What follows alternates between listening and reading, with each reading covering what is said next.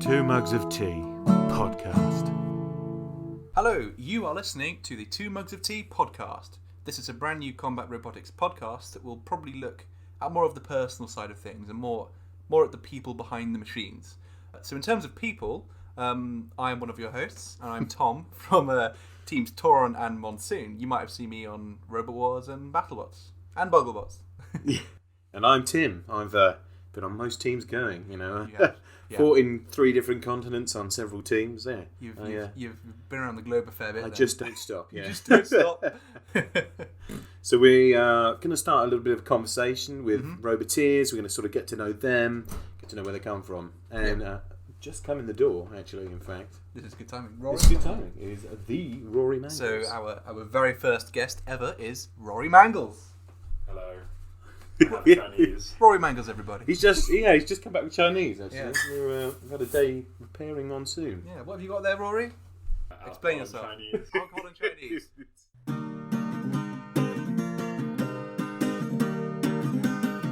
So we ate the Chinese. Obviously not the people. Other people. It was delicious. How would you rate it, Tim? It was good. It was good, especially for like a Midlands Good. Chinese. Good. It's a good Chinese. So, a big shout out to Miss China of Tile Hill. It was delicious. Sponsorship deal. BattleBots 2020. Yeah, as we mentioned, we are joined here on our very first podcast by the one, the only, the man, the myth, the legend, the nutty boy. It is The Rory Mangles. the Rory Mangles, everybody. Evening. Good evening. Welcome. Now, Rory is someone who we met at the start of our robot building journey, wasn't it, Tom? In our first ever episode in series 9 of the reboot, yeah. It was not a good series for me. Oh no, Rory, you went home very It was a quickly. painful time. Yeah, I didn't really speak too much in the first time. I came over and criticised your bot a bit and like looked and said you got using Vipers wrong, but other than that, it was fine. Yeah, yeah. I think the flames spoke for themselves. All flames. You know, the night before we drove up with Tauron 1, because we didn't know any better, we were using a speed controller on our E-Tech. Lovely little Robotech. Yes, exactly. It was a little Robotech, and because that was literally my first ever robot, we didn't know any better, and it caught fire the night before. It did spin both ways though. But it did briefly. It was glorious. The current ones all spin both ways, don't they, Tom? yes. Yeah, they always have. Absolutely. Definitely. Yes. Anyway, so the night before it was on fire, and my dad was convinced that we weren't going to make it. He actually said we should probably tell them that we're going to have to pull out. But in my mind, I was thinking, we're about to drive into a warehouse full of roboteers and engineers, so I'm sure that someone can help us. And someone did. And that guy was Rory Mangles. Rory Mangles. Yeah, when we first rolled in, Rory, I think you were the first person that I met. Possibly. That or Dave. Or Dave, yes. Possibly Dave Laurie. And Rory basically helped us wire in a contactor into the weapon. And a fuse. And a fuse. On those lovely zippies. On those lovely zippies. Oh, we were And, on zippies as well, actually. To be fair, they're all right. Like budget bats. But that's kind of the story of how we just made it into the arena. We were struggling very much the night before. When you had an E-Tech over the fence as well, or was that the next year? Oh yes, no, that was it. So okay, so because we saw flames the night before, we didn't know what was causing it. We thought maybe the E-Tech was faulty. I don't know. So what we did is we got the contactor from Rory, but we also bought a spare E-Tech off the Vortex guys, Sean and George, who were in the audience, I think, for that. They'd applied. They'd applied. So big shout out to you guys. Yeah. And that same motor we have since used in Tauron 1, Tauron 2, Tauron 3. Monsoon 1 and Monsoon 2. Yeah. It is still going. Yeah. Yes. Still going. It's very much on its last legs now. I mean, it's had tabs re-welded in alley. And it may be the one I was just straightening out the brushes on. But there's not much left of it. It is still turning. It's very broken. And in terms of where we went from there, the next people we met were the concussion guys. Yeah. And that's when we met you, Tim. The Tim Rackers. The Tim Rackers. Meets the Tom Brewster. Meeting the Tom Brewster. I feel really bad. Like, I genuinely... Like, Rory was very friendly, but I was so busy repairing it, obviously, because, flames every fight, really. It's just... We were all so busy, our team. I mean, I was pretty busy stressing about my robot that wasn't working, so it wasn't... Yeah. Because mine caught fire the night before, because Season 9 with Nuts, we had like a month building it. It was essentially me in the workshop by myself, except for the last like 2 days. It was me in the workshop by myself putting that thing together. Alex came down, welded up the ring and did the mini bots, and Gath did work on the melted grain. But the mechanical side of it, I was rush building and got it all together, put the motor controls in, plugged the link in, and it was all been working on the bench. Plugged the link in the night before and just smoke wafted out of one of the controllers. It's like, oh god. Oh no. So at 10 o'clock that night, I was going through my box of dead controllers and ripping spare MOSFETs and whatever I could find off dead Vesks and other dead controllers and gluing them to this Franken controller, which was Nuts 1's motor controller that I'd then upgraded with some new MOSFETs at 10 o'clock the night before. Amazingly, it somehow worked. So but the problem was we didn't know why it had caught fire. So it seemed to do it, just randomly. Sometimes you caught. I know now it was just the MOSFETs would occasionally finish being when they'd been turned off last. They'd been left on, and there was nothing to turn them off again. So when you plugged it in, they would just all catch fire. No discharge. No discharge. So no discharge. Easy to add. No discharge. Name of my autobiography. So first series, season 8. We originally heard about Robot Wars because Alex and I had been part of the community for a couple of years and at university together, and we'd heard rumours of stuff, something big on the horizon, but no one had said anything in particular. And then the announcement came out on like various news sites that Robot Wars coming back, and I was like, oh no, please not now. Because it was just a couple of months before my final exams for university, and we had absolutely no robot we could use for Robot Wars, and it was, it's like, of all the times for Robot Wars to come out, I can't possibly do it this time. And so Alex and I were like, well, what parts have we got that we could, feasibly do it? Because we have no money as students, final year. What can we possibly do? So, well, we've got Nuts, but that's not exactly a TV robot, is it? It was like, but it was. It so was. Well, it absolutely was. But at that point, we had no idea what Robot was going to be like. Whether it was going to be like a really, really competitive, modern, a bit more like BattleBots, because BattleBots have been back for a year, and that was much higher level. And that was our own.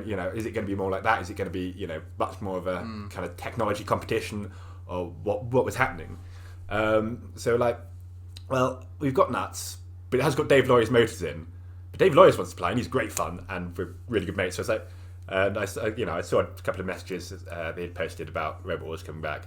I got a message, and I was like, Dave, do you want to be on Team Nuts? And he was like, yes. And Alex was like, my dad will come as well. So like, there we go, team done. Then we're like, how? Because they're saying you have to have an active weapon, and Nuts 0, which we now call it, didn't have. It just had the flails on a box ring, and no melted grain or anything, so no active weapon. So I was like, well, what on earth can we do as an active weapon?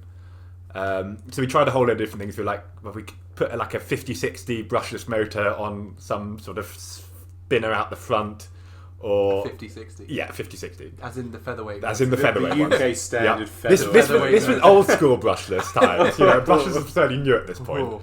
And we were only going for like small, little scale stuff just to get us past. Are you trying to say you were planning to be the original hipsters, the original brushless hipsters? No. Ellis wins that title for Robot Wars. No, we were just trying to get something that looked like an active weapon. We went through a whole lot of different designs, and then I remembered that back when I was doing the original build for Nut Zero, I was like, it would be hilarious if the whole ring like rotated sideways and the whole thing kind of flopped sideways, like a crab. Yes, but what crabs do you know? What kind of crab does that? They go sideways. They don't necessarily roll. Brushless crabs. The Caribbean flail crab, I believe, is the one you're referring to. But yeah, so we'll make the ring roll. We're trying to describe this to the Robot Wars guys, and we had no idea what you're on about. It's like, fine, we'll make a model. So I uploaded a video of this little amp-weight sized model of Nuts 1 with the rotating ring, just driving around.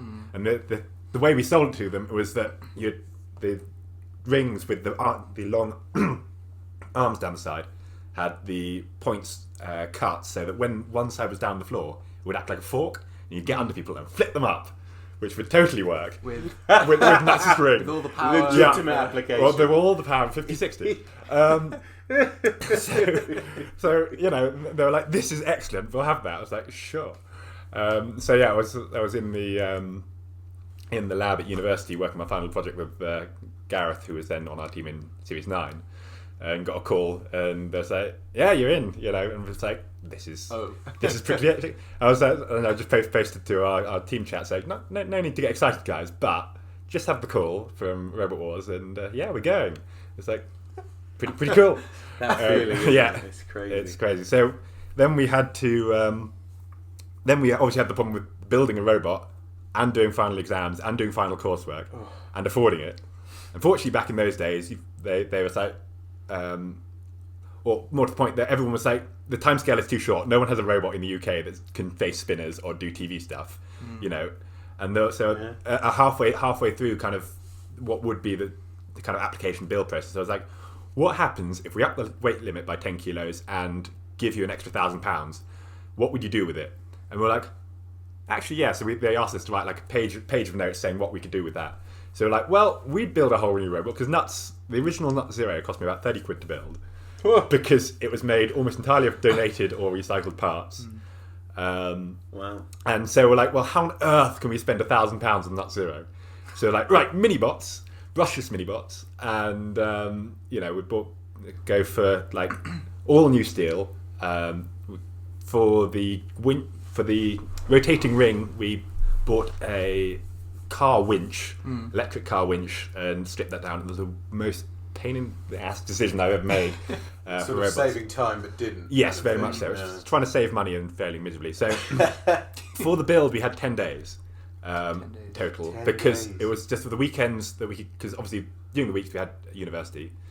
The weekends, you know, we'd drive down to Alex's house, put it together in his garage, and the first day I was like, yeah, it's going really well, we've got the chassis together. Then, as always, the chassis goes together really fast, and then all the rest of it takes forever. And I spent a full like 5 of those days trying to get this gearbox to work with this brushless motor. Eventually managed to get it to go. But yeah, so in the end we got it all together and did the paint the night before in the dark, as is traditional with us. So it looked terrible, but it did the job. I think it had a charm. I don't think it was terrible. I think it was patchy. It was old school Robot Wars charm. It was a little patchy. Agricultural. Yeah. Yeah. We got it we got it all working, but as you know, we tested the motors turned, we tested the ring gearbox worked, shoved it in the back of the car, drove it up to where it was. You know, the 6 hours it was 8 hours of madness as driving, as slow descent into madness as you drive up to Glasgow. Yeah. By the time we got there, it was you know, both slightly insane, singing very loudly the songs we'd listened to like 30 times on the journey. So had you seen BattleBots, the recent BattleBots before then? So yes, we had seen the first series of BattleBots, the ABC one, the very original one, which had been very successful, and we were assuming, you know, we had no idea really what Robot was going to be like, but we'd seen, you know, we'd heard rumours from what was happening, and but yeah, until we got there, we really didn't know. And there'd been a couple of photos out of, you know, putting the arena together and stuff like that, but until we got there, we didn't really know, you know, how it was going to be played out. And yeah, so we rocked up, and we were pretty much the first team there, because we decided to go up the night before, just in case anything happens, like the car breaks down or, you know, whatever. So we were one of the first teams there, and just sitting there, watching all the other teams come in and seeing what they built. And it was amazing. The mix was about half of which from the community, and all of us knew each other. And hi guys, good to see you again. And the other half were complete new guys to the team who didn't even know, had no idea the community exists. And it's like, how do all these people know each other? That was me the next year. Yeah, absolutely. Well, both of us. Yeah. Yeah, and so you know, we had this weird mix of people who had never heard that the Robot Wars, you know, been going on in the background, and a few uni teams as well scattered in, wasn't there? Yeah, and Mr. Sweeney Todd was it? That thing was great.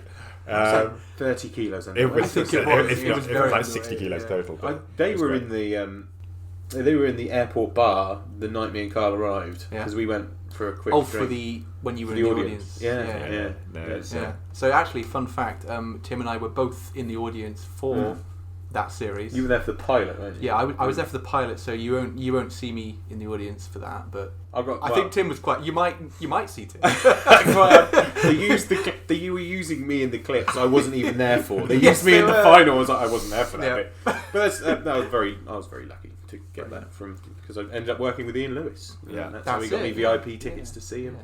And that sort of all folds. It's weird how we're all sort of entwined because the first match very I weird. watched Yeah. Razor in, and its Yeah. only match was against this man here, Yeah. Mr. Mangles. So you've got there, you've got over these challenges, you've got in the pits your first fight. Now who was it? Who was in that fight? Oh, I don't know. No one of any importance, really. Yeah, Like- no one notable. So actually, when you got there, were you expecting kind of the BattleBots level of destructive robots, or were you thinking, oh, this is going to be more like classic Robot Wars? Because there was the no garage build, no Jono Arena, so there's No, there nowhere wasn't, for that's it. spinners to there, test. there There's has no- never been any British spinners for the last 10, 15 years. Yeah. And so it's like, well, what are people going to turn up with? Because none of us know how to build spinners Lems from experience. were on the scene in the old series. One or two Yes. trickled in near the end, didn't Yes. they? So they had it, Things but like the that. problem with they didn't have the batteries to power them effectively. Yeah. Um, On like lead gel. No, they're on like NICADs and NICADs, that sort of thing. Yeah. But yeah, so we'd heard that Mouldy was building like carbide in the background. We weren't sure what it was, other than something pretty nasty, as we later found out. We knew. I can't remember if we heard about Ellis in beforehand or whether he kept it quiet. Was Ellis part of the scene, wasn't he? Because he had a few feathers. Yes, no, Ellis Yeah. had been around. On the So we all knew Ellis Obviously. and Mouldy had both been active in the featherweights, Yes. hadn't they? With Yes. with some pretty nasty. Well, Mouldy had spinners. been heavies as well, didn't he? No, this is the first. Didn't he team up with Ed or something with a flipper? Or I heard he used to do a flipper with Ed or something. Possibly. Not that I remember. It was Back when he was heavy duty Mouldy. Oh. Tom, is that the site? Tom, That's it. Oh yeah, Rory's brought me some Somerset cider, Of course. vintage 2017. Yeah. It's very nice. There you go. The sound of I cider. can make it go. There you Yes, go. well done. It's quite nice. Really. It disturbs New Ireland. The sound of cider. Yeah, so so there was quite a few people we knew there, and it was quite good to see. And there's a lot of old guys, the old guard coming back, The old like, boys, as yeah. Razor, and we had Killy Cranky with Thermidor 2. He was Thermidor 2 was Yes, there. I remember. Body Right. Hammer, wasn't it? Killy Cranky Yeah. from years ago. Yeah, Body yeah. Hammer. Was that? He was in like the series 2 or 1. We're So bad on my King facts. B back. Was that That- series? King Was B was in that Yes, series they for were. sure because they Yes. fought Dan, Tom, Yes. Kia Dan from in Kia. the heat Dan, or Tom, something. Kia. Maybe. Sorry, guys, we haven't watched it in quite a while. We'd like to point out, as Tom stressed earlier on, this isn't like a factual podcast. This is the background. These are the people. We not know the numbers. nothing. We know Yes. nothing Yeah. about Robot Wars. Please don't take offence if we get anything wrong about your robot. We love you all. Unless we don't. but But, the- we'll let you know. But yeah, so it was just great. Like, But that catching up with all lineup, the people. though, in that lineup, Yeah. it must have been intimidating. That's it. When did you find out that you were fighting Razor, and how did that feel? I think usually, I think we found out on the day because usually we found out on kind of the drive up. Someone had heard and then messaged us and said, "By the way, your draw is this," and then we'd be like, "Oh, what we going?" Then we'd think of tactics on the drive. But I don't think because we were the first people here. I think we probably just heard it on the day. But the thing was, during the whole build, our motto was, "It only has to last one fight." Terahertz. It was Terahertz was your other Oh, one. of course it was. Yes. Terahertz was your other correct. robot. How could I forget that? It was Terahertz, Nuts, Razor, and Killy Killy Cranky. Cranky. Yeah. But yeah, so we're saying it only has to last one fight, and the whole idea behind the fluffy waistcoats, the silly robot, was we can't do anything good this year. We'll just be memorable and fun and have a laugh with it, and hopefully if they enjoy us, they'll invite us back next year when we can do something a bit more serious. So we're like, well, we only have to do one fight because the way the format works, only 2 robots per heat go through, and Nuts never wins fights. So we'll just we'll just go up there, have a great time, have our one fight, have a blast, And then- leave, and then yeah. And, So we had with Robot Wars rather than BattleBots, they don't, at least for the first series, 2 series, they didn't make you test it in the box first. which was potentially a mistake on their part. They didn't. They didn't. Really? So in the test box? Test arena? Not if you weren't a spinner, you didn't have to test. So did they do any kind of wheels up testing? Or? Yes, so they check it fail-safes. On the cradle, yeah? Yeah, check it fail-safes on the cradle. Okay. Check the weapon fail-safes. So the only testing we'd ever done is put it up on the cradle, span the wheels to check they fail-safe, and then slowly rotate the ring and showed that fail-safed. And I think that was the only time the ring ever moved under its own power. Because it then broke in the first controversy here. Yeah, the active weapon rule. We've decided. Yes. So this is why they cancelled Robot Wars. Rory. Yeah. It was you. Rory Mangles. Rory the Mangles. deceit has come clear. The destroyer of Robot Wars. Yeah. So we'd never tested nuts on its own wheels until we plugged it in the arena and drove it to its starting spot. So we're like, well, it worked with the wheels up. It probably works with the wheels down. And so we got our fight with we got told we got a fight with Razor and was like, this is excellent because it'll be a memorable fight. We get to fight Razor. It's kind of the legend of Robot Wars, and everyone has always wanted to I mean, with the added intimidation of them being fueled by my mum's sausage rolls. I Oh, would yes. just like to point out. Oh yes, of course. They were featured on the show. My mum nearly fainted from them. She was so excited. they were quite a big feature of the Razor team. They were. And The sausage roll. That's such a fan thing to have done back then. it was so great. We were like, well, we get to fight Razor. It's like the best thing we've ever done. We get our one fight. We get to fight And it's Razor. Razor, yeah. And we have World an absolute Series blast. champion. Terahertz and Razor were clearly going through because Killy Cranky was amazing, but it was powered entirely by 450 watt scooter motors. I know, mighty things. Yeah, not a lot of power there. No. On the spinner And the drive. and Yes, the drive. both. I mean, to be fair, It in hindsight, it seems a bit weedy, but back then people didn't know, did they? Well, It had a the tip- Bosch 750 was more than that, though. Yeah. And that was the old school. The classic drive motor. Yeah, 'cause the tip speed of Killy Cranky spinner was the speed of Killy Cranky spinner was 500 RPM on a disc that big. I think that's the same speed as like Hypnodisc when it first started. Yeah, about that. A lot I don't know smaller how I like know a that. disc. Why do I know It's that? it's something. It's 500 to 700 RPM, something like that. That's it. Yeah. Not the real stats. Not the real stats, people. So if that's horribly wrong, don't quote us on don't it. quote Do us not on it. ever quote. And it. wherever the Rose twins are hiding, please come out and do something again. would be hilarious. We miss it. We Yes. miss it. Yeah.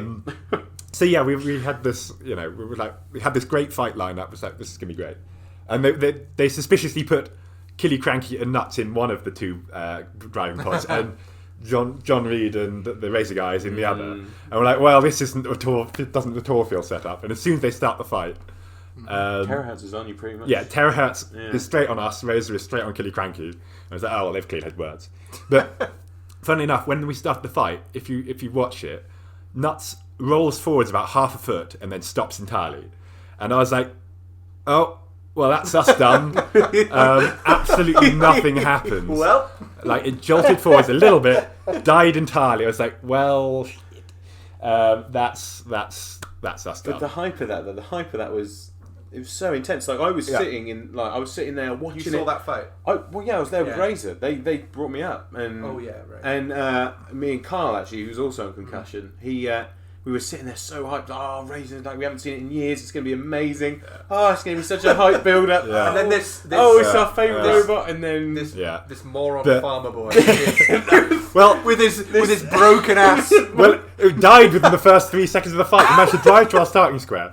I pressed forwards. It moved a quarter of a rotation of the wheel, and the whole thing just stops dead. Yep. And I've never been so disappointed in my life. For the most briefest moment, it just immediately died. And I was you like, sink out of your feet. yeah, exactly. It's like, oh, God, this, That's it. this is a great legacy. And then Terahertz comes and clouts us one, and suddenly the lights pop back on. It's like, oh, it's like, never mind. Play the old one too. Yeah, straight off. And you can see throughout the other fights, there's occasional times when Nuts is just sat there doing nothing, or just spinning Where it spinning just- broken, and just it's like, stops. come on. So I think That's so I Rory. think what This is what a happened. champion went out to. A Yeah. previous champion went out Remember to. this. So I think what happened is I had some receivers for my amp weights which don't have any pins on. So for this, I soldered some pins on them, but they don't solder very well. So I think what probably happened was a dry joint on one of the signal wires Yeah. that was mostly okay, but sometimes just didn't quite make contact. I have to find that though. Signal cables, pre-bought ones, sometimes they're terrible. Like you can pull the wire out. Well, this was my own soldering, but some of them are terrible. So no denial of blame. So I think within that first 3 seconds, when it sat there, you can see me. You can see the ring twitch slightly by itself, which I think is the only time the ring ever moves by itself. The mighty 5060. Yeah, the mighty 5060 did twitch with my homemade vest that I soldered together myself. And it did twitch. It does have an active weapon for the first fight. For the first 3 seconds. For the first 3 seconds. And then Terahertz comes with Clout one, and the clutch on the... Because I had locked the clutch that used to be in the winch gearbox, and that immediately disengaged. So we had nothing connecting there. Which worked in our favour, because it meant the ring ended up rolling freely, which is actually much more entertaining than the ring trying to be powered and jamming. The robot sort of rolls itself anyway, doesn't it? When you go along and then turn left, it falls over sideways. So the other interesting thing about this, the Nut Zero had always been run on big old SLA batteries, which had almost no power behind them. They were very old ones. So it had always been a bit sluggish. And whatever. So this time we were running 8-cell lithium ferrite batteries, which had a lot more punch. And it was like, oh, this moves an awful lot faster than I'm used to. Which meant it ended up doing a lot of the sideways rolling stuff, which actually worked really well. I think that's a very key feature of Nuts. Well, exactly, it is now. Everyone remembers Nuts for the hilarious and the spectacle. That's it. Flailing around with flails. So we've managed to get it spun up. We even got one spark of terahertz, which was the most exciting thing. I remember shouting, "We got a spark! We got a spark!" and we're just driving around. Alex and Dave were having great fun feeding the mini-bots to Razor and. Just Razor gets one. The orange mini bot is up. It's pretty much up on Alex's wall. It's got a beautiful, perfect razor hole through the middle of it, with "Razor was here" written on it. So, did you going into that match? Did you feel like fodder? Yes. Well, we went to Robot was expecting to be fodder. Right. Yeah. That was the whole intent. That would be have something fun. You'd have a go laugh. on. You'd be entertained. Was that revision of Terahertz the one that had been on the live scene for a while? Possibly. Yes, it was a very old one. It wasn't. It wasn't a rebuild. Because I know John's repatched that RAM a few times. All the polycarbonate. I've helped him bend it back in place once or twice when we were in the pits. He might have had a fresh wedge on, but other than that, I think the rest of it was pretty much original. I know that he still is running the old rewound Bosch 750. Oh yes, the old the Bosch 400s or something that he's rewound. To be 24 volt. To be honest, I didn't even know that Terahertz was still going. Like before Robot I had no idea really that the live events were a thing. None. Really. Me too. Like, that's it. None. Because you obviously, Roy, you came from that background of being in the amp weights, and weights, whereas me and Tom, I had no idea. I was going into this from watching classic Robot Wars. Yeah. And I'd watched the recent BattleBots. Well, only some of it. I'd only seen a couple. Yeah, it was quite hard to get hold of. Yeah, you had to know something. Of course, yeah. Yeah, so I'd done amp weights for like 2 years, had a heavy for like 6 months by then, done feathers as well. Wow. Beetles weren't really a thing. But yeah, so I'd been, did a couple of live shows and all the rest of it beforehand and knew a lot of the guys. We were just like frantically driving around, enjoying it, trying to stay out the pit, trying to stay out of, generally getting stuck or feeding ourselves with a house robot. And so suddenly, like someone yells, and I look over and just Razor's falling down the pit. It's like, what? This is mad. I mean, it was a weird shaped cranky though, wasn't it? It was very weird. It wasn't. It was an awkward triangular. It's based on a crankshaft, I believe. Yeah. Oh, I know we say this isn't a factual thing, but we know the weird facts. We're not bothered in win-loss stats and things like that. But it was, I almost certainly remember it was something to do with it was based on the shape of a crankshaft. Something like that. I thought it's because they like to kill things and they're a bit cranky about it. So. No. Oh, okay. I think it was just cranky. Well, you goof. No, what witty banter that was. Well, I thought maybe. Yeah, because we were expecting that fight Razor to go for us because they could grab our ring. Really? Yeah, because they could we were out of Killy Cranky, which is almost ungrabbable, and our ring, which is quite nice and grabbable.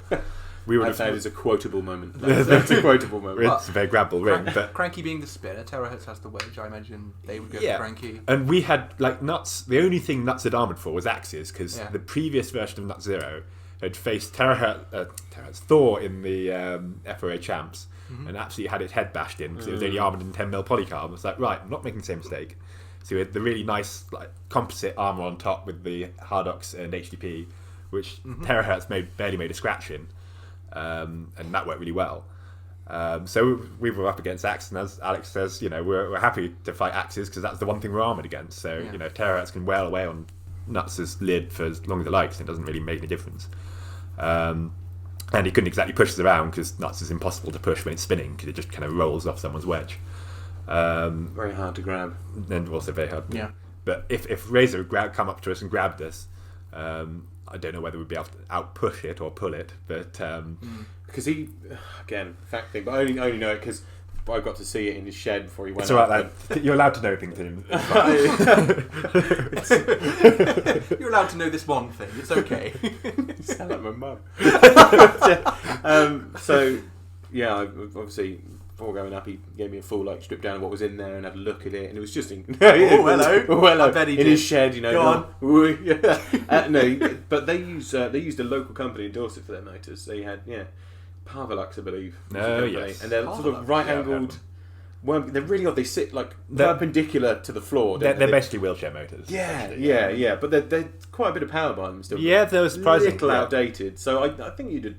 Well, we don't know, do we? No, we know because Nuts in that fight. I'm not sure that Nuts ever touched Razor.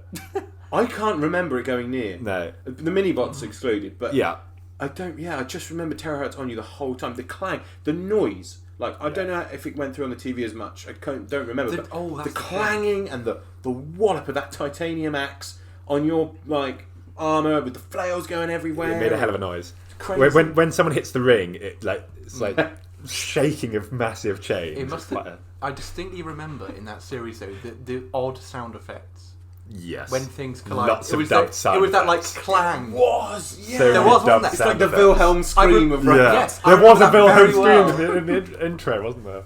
Oh god. Brilliant. Oh dear. That must have been pretty incredible because you would have gone into that fight fighting terahertz, and then all of a sudden Razor is in the pit. Mm-hmm. How did that feel? It was pretty good. Yeah. I mean, the whole You've week. beaten Razor. At that point, 'cause Mad. we'd been going, what if we somehow did get through? Then you get, because the way that format worked, if you got through as the top two, then you got a guaranteed extra 4 fights because of the round robin format. Yeah. Oh my, Yeah. it was so you got a guaranteed set of fights, and we're like, wow. however terrible we are now, we get 4 more fights. How are we going to keep this thing going for 4 more fights? But whatever, we were so excited because we get to be a part of the show rather than just a footnote. Oh no! So disappointing for you. That was your first experience of the big show, the big TV. That must have been good fun. It was to go into your first ever fight and not lose immediately. Yes. It was lasting. Well, we almost did. I lasted less than 8 seconds before terahertz hit us. If that receiver wire hadn't locked back in, then it would have been. Oh, there we go. It would have been. I needed Thor to hit me again, really. Yeah, exactly. That was well, and hit your link back into the robot. We gave you a little goose, but it didn't. It wasn't enough. But the link on the floor. But yeah, I mean the next set of fights, PTSD. Because we spoke. We fought Behemoth next, and we spoke to the guys.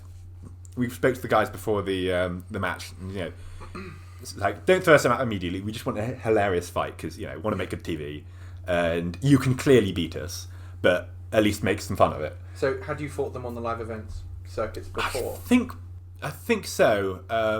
Nuts in the live events had proved itself that it was rubbish but very difficult to deal with. Right. So it was it didn't die, and it was very survivable. So it would just keep going, and Flippers had a very tough time getting it out because they couldn't push it to the edge of the arena.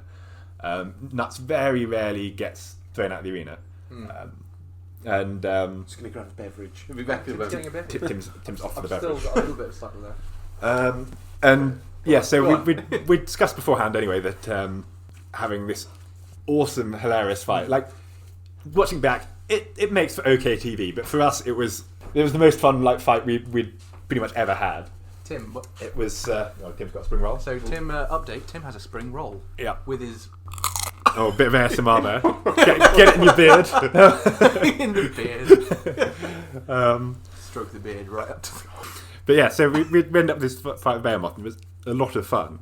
And Behemoth was trying to throw the mini-bots out and struggling to do so. And, we went the full 3 minutes, which in that format meant you only got 2 points rather than 3. So in the Behemoth team being nice to us, they kind of put themselves on the back foot because it meant that because Terahertz at that point had beaten Carbide, which by knockouts had 3 points, and Behemoth only had 2. And Behemoth lost to Carbide, so Behemoth and Terahertz were kind of on level pegging. And obviously after that we end up fighting Carbide, and it's like, well, we've got this far, whatever happens. We didn't... But you had beaten Razor. Well, exactly. If you'd beaten the champion, then it was great. Surely you can beat Carbide. Well, Carbide had only had like a couple of fights by then and was really hurting. Like, it lost to Terahertz. Oh yeah, it did. It did lose to Terahertz, weren't there didn't it? batteries?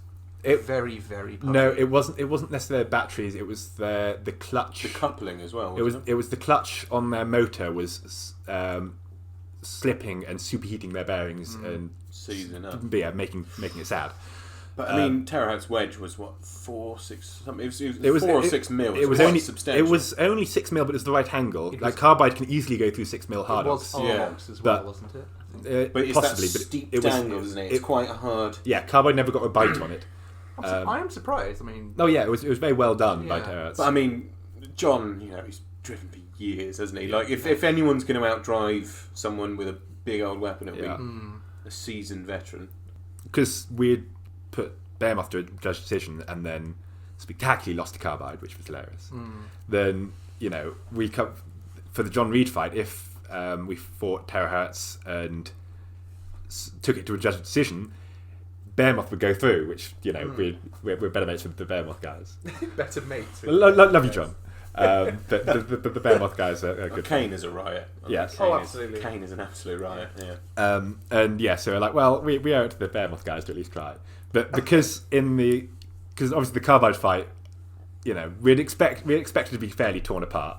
But we're like, right. And the night before, we spent, thinking of possible strategies.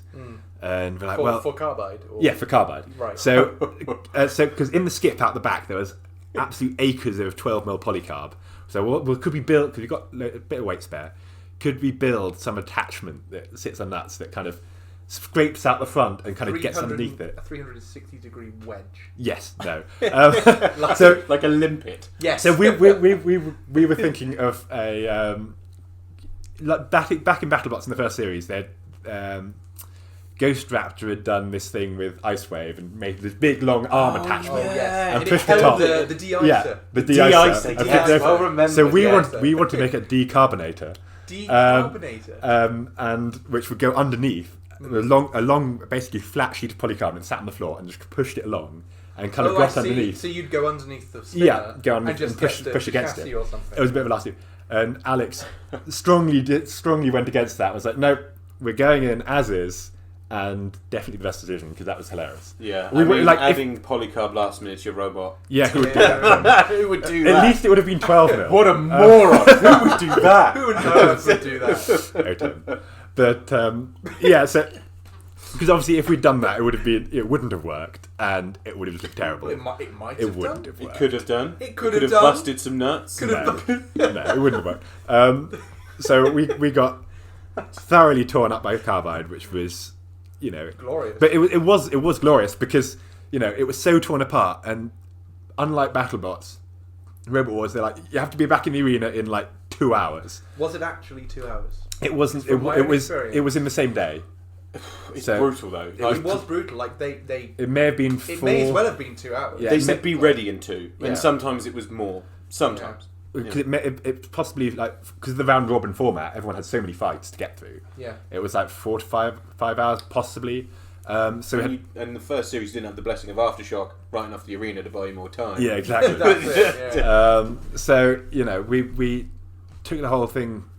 Like, we got all the bits out of the arena as a kind of pile of parts, and we were only there for one fight, so we bought basically no spares. But the only spares we did have was the insides of the gearbox for an NPC, and these were supplied with a wonderful Craig Colliers, because I put out a thing saying I wanted to buy. Has anyone got any NPCs I could possibly use as spares just in case we break these during testing? Or so they were quite readily available back at the first.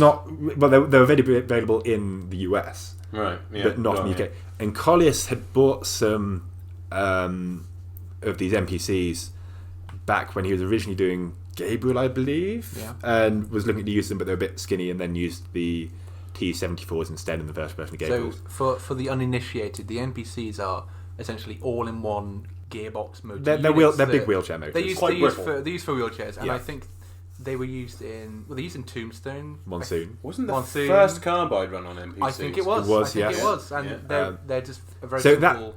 And interestingly, in that fight, we were like, well, we know our drive is faster because we're both running the same drive motors, but we've got much bigger wheels. So my tactic was to run away, which was great, except Nuts doesn't drive very well, and you end up hitting a wall at one point. Because you go to turn a corner, it falls over. Who knew? Carbide. But yes, so the only spares we bought was the inside of these motors, and we hadn't bought them. Craig Collis donated them and said, if you don't need them, give them back to me after the show. If you do need them, we'll sort something out. That's quite a common thing, isn't it, in the pits nowadays? Oh, absolutely. That's a big part. So this was Collier being wonderful as ever.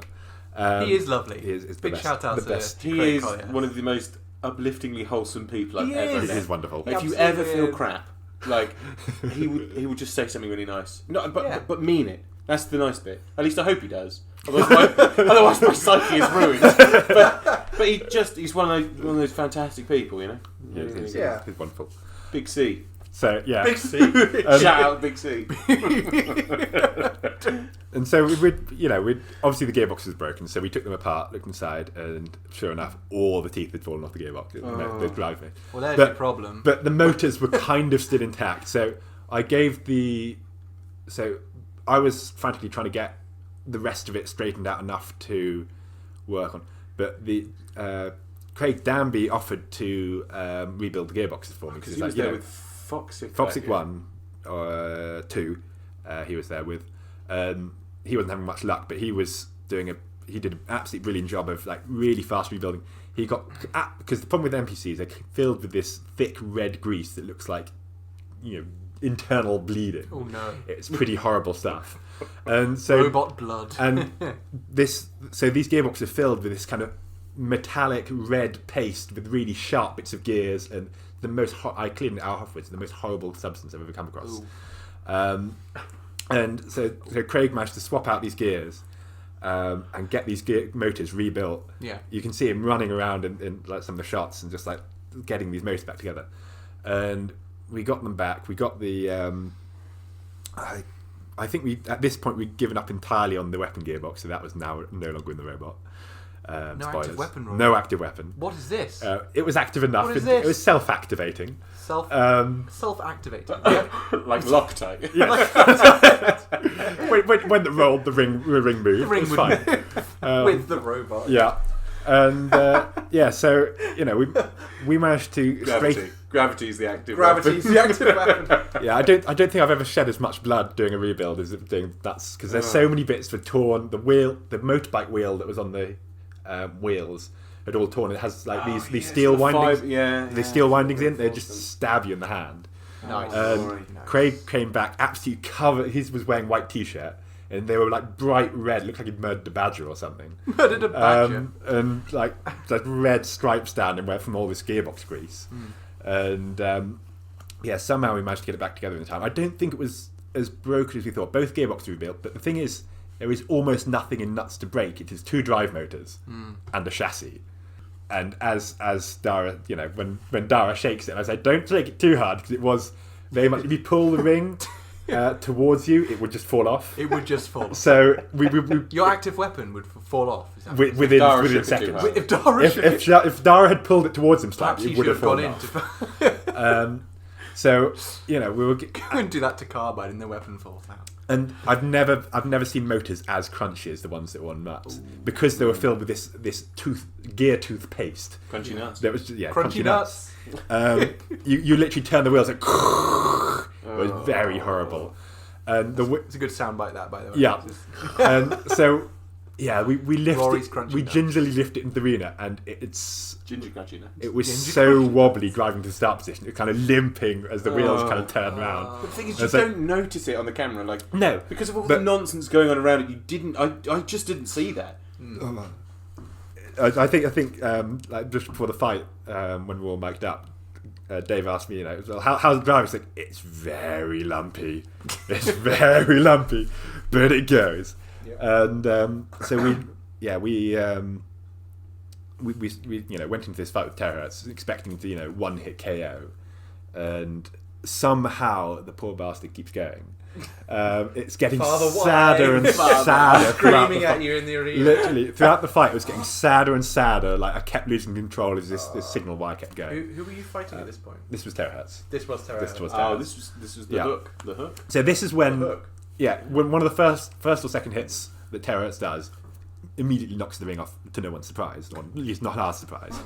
But when he drove over the chain, he had this bit of armour that was broken. He had these holes around, holes on top of the wheels. Oh, I remember now. Lodged in the wheel. Yeah. He got properly hooked on. Yeah, so he had these holes to get into his wheel nuts, and one of those had cracked. So there's this crack that if something hit it hard enough, it would bend the polycarb out the way and lock into this crack, but then not be able to get out. So when he drove over one of the chains, it must have just flicked up, caught this thing, bent it, and hooked in. And it was a great thing that the ring had actually fallen off at this point, because otherwise we'd been locked together. It'd be a much worse fight. That's amazing. And we'd have to stop for entanglement. So your Robot Wars career at this point, you had just beaten Razor. Yeah. You'd taken Behemoth to a judge's decision, Which was a hilarious fight. Yeah. You lost to, spectacularly to Carbide. It was such a memorable fight. It was. And then you went into this fight with Terrorheads, and you were toying with your prey. He was stuck on you. You had him on the road. Showboating. You were showboating Rory. At the end, we were like, when it went to judge decision, we were like, is it going to be a split decision? Do we win? But there was one point where the ring almost falls down the pit. And it was dragging it around. We were like, what would happen if it had fallen down the pit? It would have been such a, was it entanglement? Was it, because entanglement wasn't allowed back then? Well, if most of your weight was in the ring, would that count as you being out? It wasn't. It was only like 10 kilos. No. So it wasn't a huge amount. It's not the active part of the robot. Wouldn't, but it's like having an armour panel torn off. You can still carry on. But, I think. I mean, it's not like it was an active weapon, so it didn't count as losing the active weapon. Wow. It wasn't. Newsflash. What? Featherweight tech in a heavy doesn't work. The 50-60 was fine. It was the gearbox that it was giving up. Oh, I see. My mistake. Yes. Deepest apologies, Rory. Sir Mangles, as it were. So yeah, they're stuck on this flail, and poor John Reed was. He's a very dignified Roboteur. He did not seem pleased. He's very I just think you remember him not old being gentleman. happy. He's very Queen's English, isn't he? Yes. Very. So having to fight nuts is like his worst nightmare. There's no, as he said, nonsense. There's no this farmer boy piece of. We kept putting googly eyes on and pink fur on his robot and various other things. He does not like that. He got into the spirit in the end. But wore him down enough. Well, I mean, if you see in season 9, he's got this giant googly eye from Jellyfish glued to the front that he voluntarily kept there. So we wore him down in the end. I'm so sorry, John. I know you probably won't listen to this, but I'm still so sorry. But yeah, so this fight somehow goes to judge decision. Rory. We invite you onto our exclusive. This is our primary voyage. This is our maiden voyage. I apologised. Oh my goodness. So typical. So yeah, we went for judge decision of this thing with a very broken nuts, and the nuts were all over the place. Yeah, broken, and battered. Poor John Reed, but. Because he knew as well as we did that if this went to a judge decision, he wasn't going through. This was the end of his run, because Behemoth had beaten him, and they're on matching points, so he had to beat us to go through. Yeah. And so by not being able to get a knock, because he was really going for the knockout, he was swinging. He was going for it, but as soon as the ring caught him, he couldn't, get anything. Don't get entangled in another Roboteur's ring. Yeah. It's a very apt piece of advice. Stay away from Rory's nuts is what we're saying. Yeah. Well, I mean, a lesson that's been well learned. Get away. Run away. Leave. Tim. So yeah, there it was. Poor Terrorheads was out, and we put Behemoth. Yep. Unfortunately, the Behemoth guys was like, "Yay, we get to fight Carbide again, having just been torn in half by them previously. Thank you, guys." I'm so sorry. Terrorheads would have been much better to go through because they could knock out. They beat Carbide previously. Mm-hmm. So if we hadn't gone for that judge decision, it could have been a very different series, because Terrorheads may have knocked So thanks to you, we lost Razor and Terahertz. Yeah. All Two thanks legends to Nuts. of the sport. If Nuts, all thanks to your. If Nuts hadn't gone through that judge decision, we would have probably got Terahertz rather than Carbide going through on that round. So this chaos, all this madness of a ride, and you make a name for yourself. Like every time you guys were even near the arena, the audience, the majesty of seeing teenagers and children screaming nuts wildly. We want nuts. The hype was real. The hype was real. Like I cannot emphasise, out of every team there, the crowd loved you guys. Like they went nuts for you guys. Literally, the thing is, they went nuts. It was such a great time. It was the absolute best time we pretty much ever had, because it was, we in no way we were taking ourselves seriously, which meant you could just have the most fun without trying. There was lots of teams there who turned up, put way more effort in than we did, and had a much worse run. And their first time at Robot Wars was a bit disappointing. Don't do this, Rob. He just reached out to Tom. We'll get to that. Solely. And so yeah, but we'd gone with this £1,000 robot that was entirely paid for by the BBC.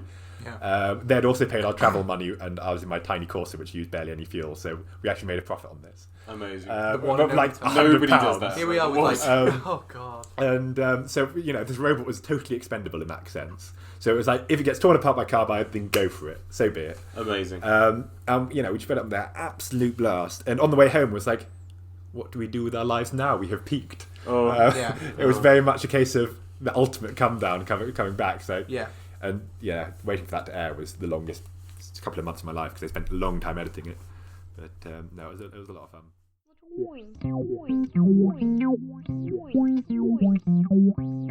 Podcast. So from the crazy highs, from turning up with a very cheaply built Nuts and fighting these huge names, in we go, and welcome me and Tom. It's Series 9.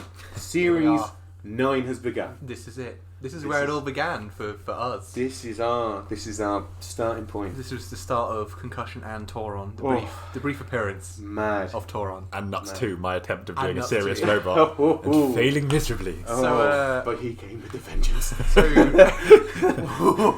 why don't you start off by telling us about Nuts 2 and what yours will be the briefest I series, I imagine. I'll be brief. Rory, if you want to go first. No, I think Rory's might be even briefer. Yeah, mine wasn't spectacular. We'd done Nuts 1 and was like, right, we want to do a serious robot, but we're kind of locked in with this Nuts design now.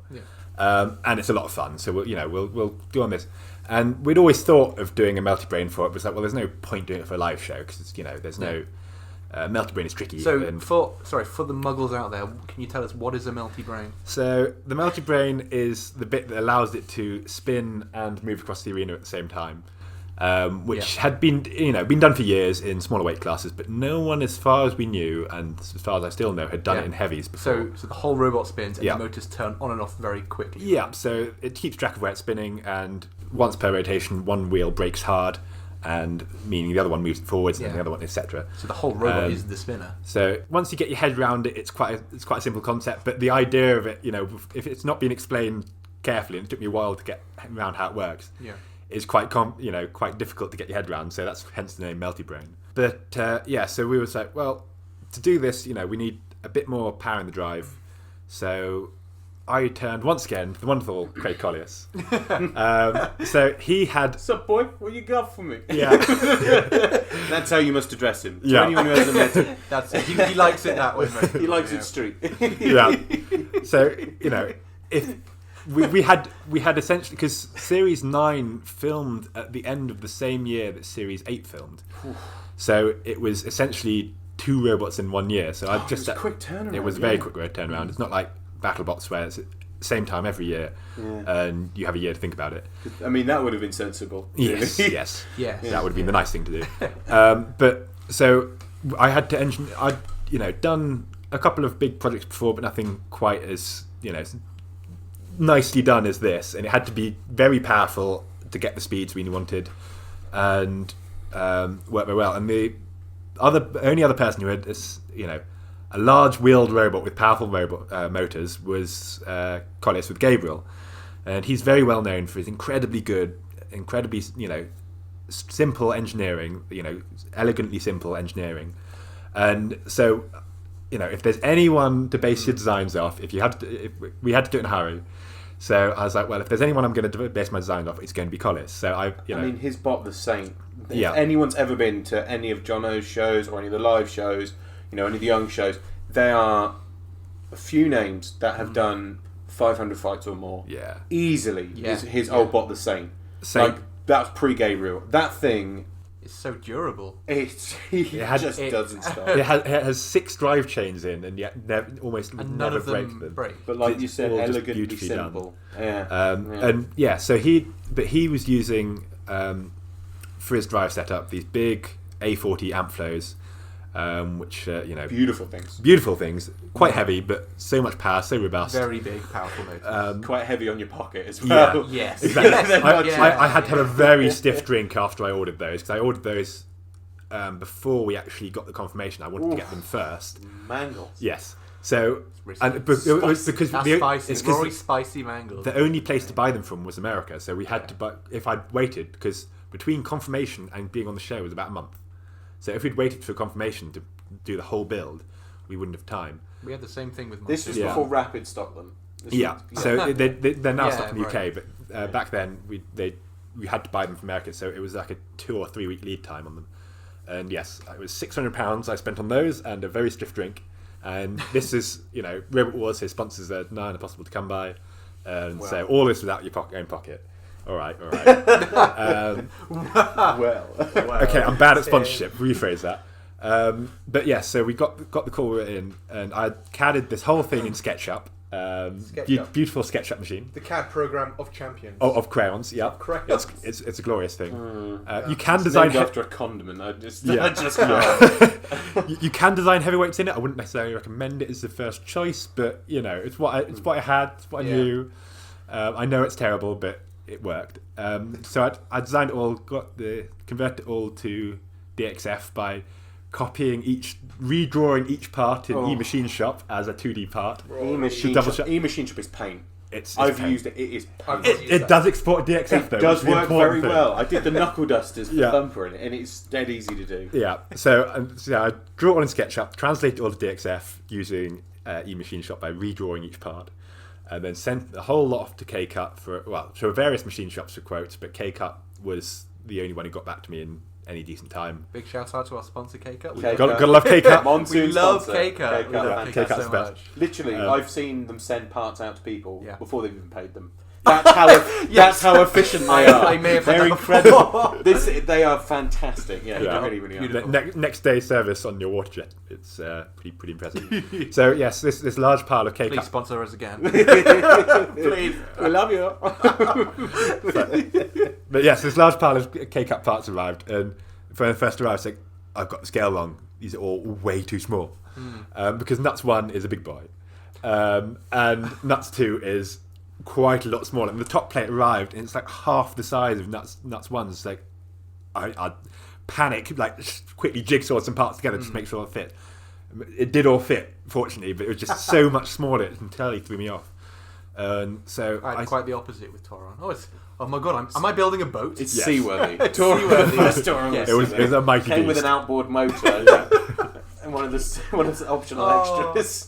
Yeah, but yeah. So I put this essentially because Alex lived up in Fleet at the time, and I'd outsourced the Melty Brain to Gareth, who I'd done my final year project with, and is a very capable engineer, electronic and mechanical. So did he write the code from scratch? He wrote the code for it based on the Open Melt software. Open Melt? This is Open Gareth That sounds like some kind of delicious Subway. Yes, Open Melt. Open Melt. Because down a foot long size. I realised early during the build that I didn't, because there was a one month to build this thing from when the parts arrived to us driving out. It was just me on my own doing almost all the construction of the main chassis, but I couldn't do the Melty Brain at the same time. There's only so many things I can do at once. So I got in Gath's like, how's your sewing? Do you want to make yourself a furry waistcoat?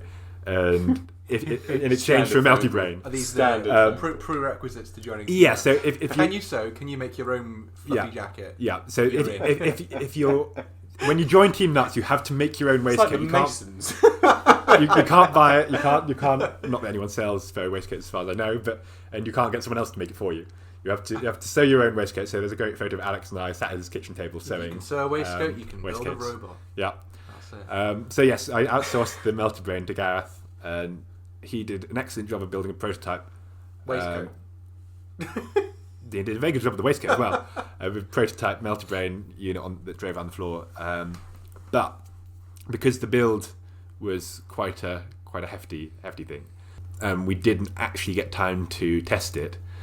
As mentioned earlier, we didn't manage to test it until it, got to the arena up in Robot Wars because they caught fire the night before.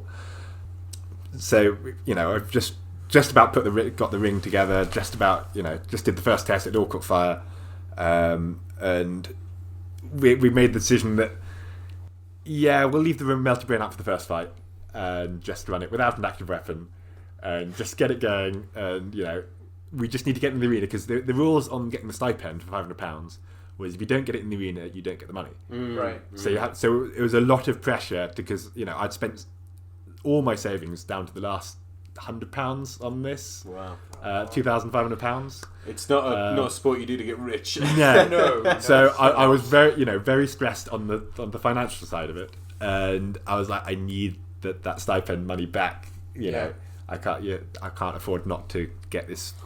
Get it in the arena. So that was why we made the decision not to test it in the box first, because these speaking claws were so, flammable.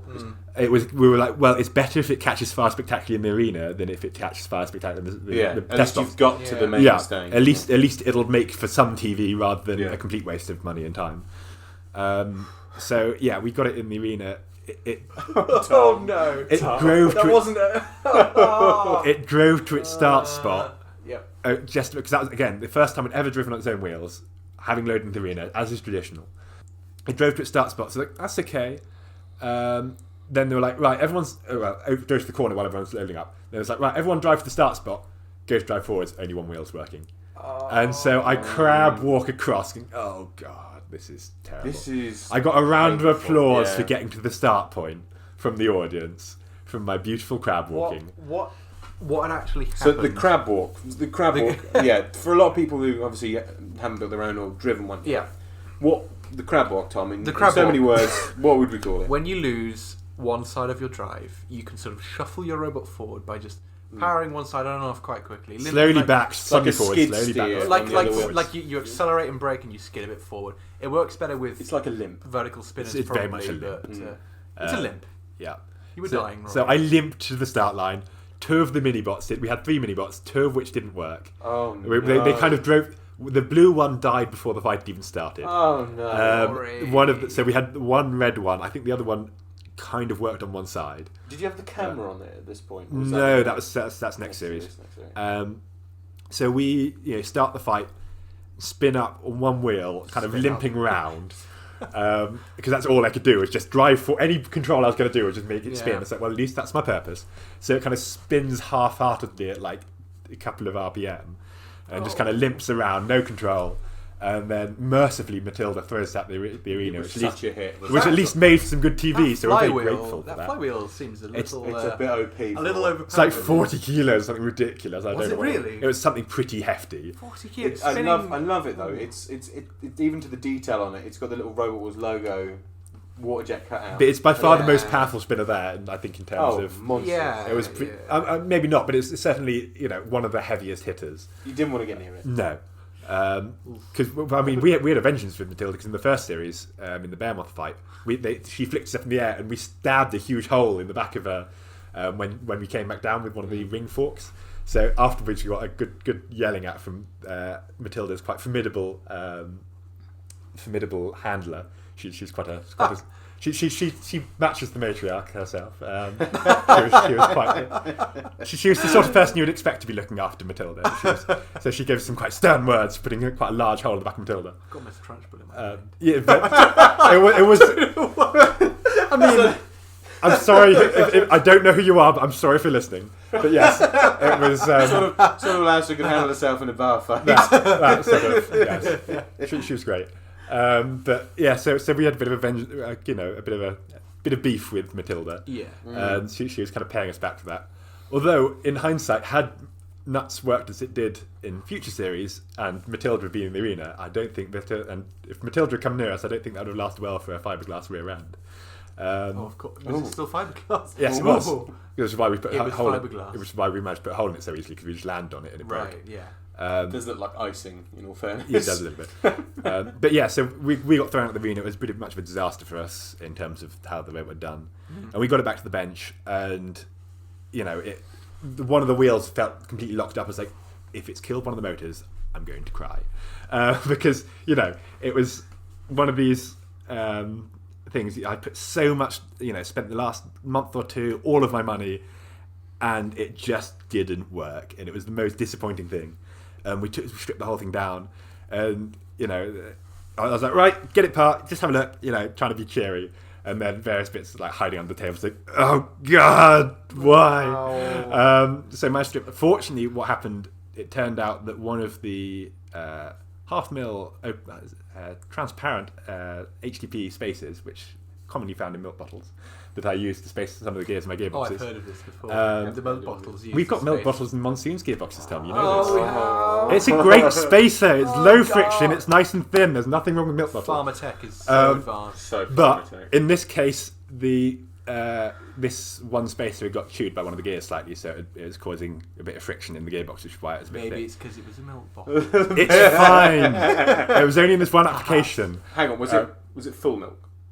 If it was semi-skimmed, it might not have been semi-strength. Yeah. Perhaps. It was, but yes, the problem is Nuts just wasn't finished in this series. Like there was like 5 or 6 separate problems as to why the drive system.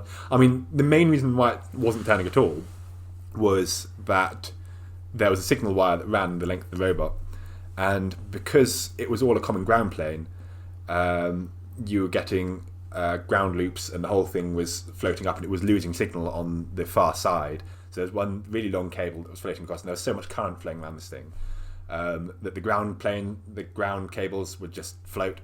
So we fixed that and got it back in the test box by putting another receiver on the other controller, so there's no ground loop, and it worked. It worked in the test arena afterwards, but it was much too late then. But the other problems were we had no proper space in the gearbox, so they kept going too tight. We had no circlips holding on. That was only held on the grub screw on the output shaft for the chain. There was no proper tensioner on the gearbox, so the chain would come loose. So even if we fixed this problem, it was all good, really, is what you're saying. The fact that one wheel stayed going for the whole fight was a bit of a miracle itself. They just weren't stuff we knew about before the fight. So that's the case with a lot of robots. It's what happens if you don't get time to test. Well, that's which the thing. is true of a lot of robots. How do you test some of these machines? You can't, unless you've got something like Robo Games or, of course, Jono's wonderful Arena. Which is why you end up with so many people, sketchily spinning up robots in their garage and not telling people about it. That's it. I mean, I had like if you don't know, you should have the common sense not to know. But a lot of new people do it, and I myself, I know I've been a bit close to the line when I first started. Oh, of course. Ever since that first time, I was like, no, you need to take full precautions now. Mm-hmm. And some people really, if you listen, it's worth it. Like Craig Danby, straight away, he messaged me. He saw something I posted in the new series you're in chat thing that we had on Facebook, and he was like, you need to up your safety game here. And obviously I was like, oh my god, what am I doing? I've got to treat this like I would work. Yeah. Do you know what I mean? It's not. Yeah. These are serious machines. Like, you can't mess about. Oh, absolutely, absolutely. You could destroy a filing cabinet in your local car park or something. Yeah, you could go through the wall of a house with some of these machines. Yeah, easily. Yeah. Like even Nuts could probably damage a house, Rory. Yeah, certainly damage your legs. Yeah. So we had a very short stay at Rebel Wars that year, and I don't believe we were the only ones. But don't know what you're on about. Yeah. Rory. So I have there's no idea a couple what of other you're people. There's a couple of other people in this series. Gentle segue there. But, is it time to segue? Is it time? Yeah. How far definitely. are we in? We are. Fair bit in. We're a little way in. Okay. Let's segue.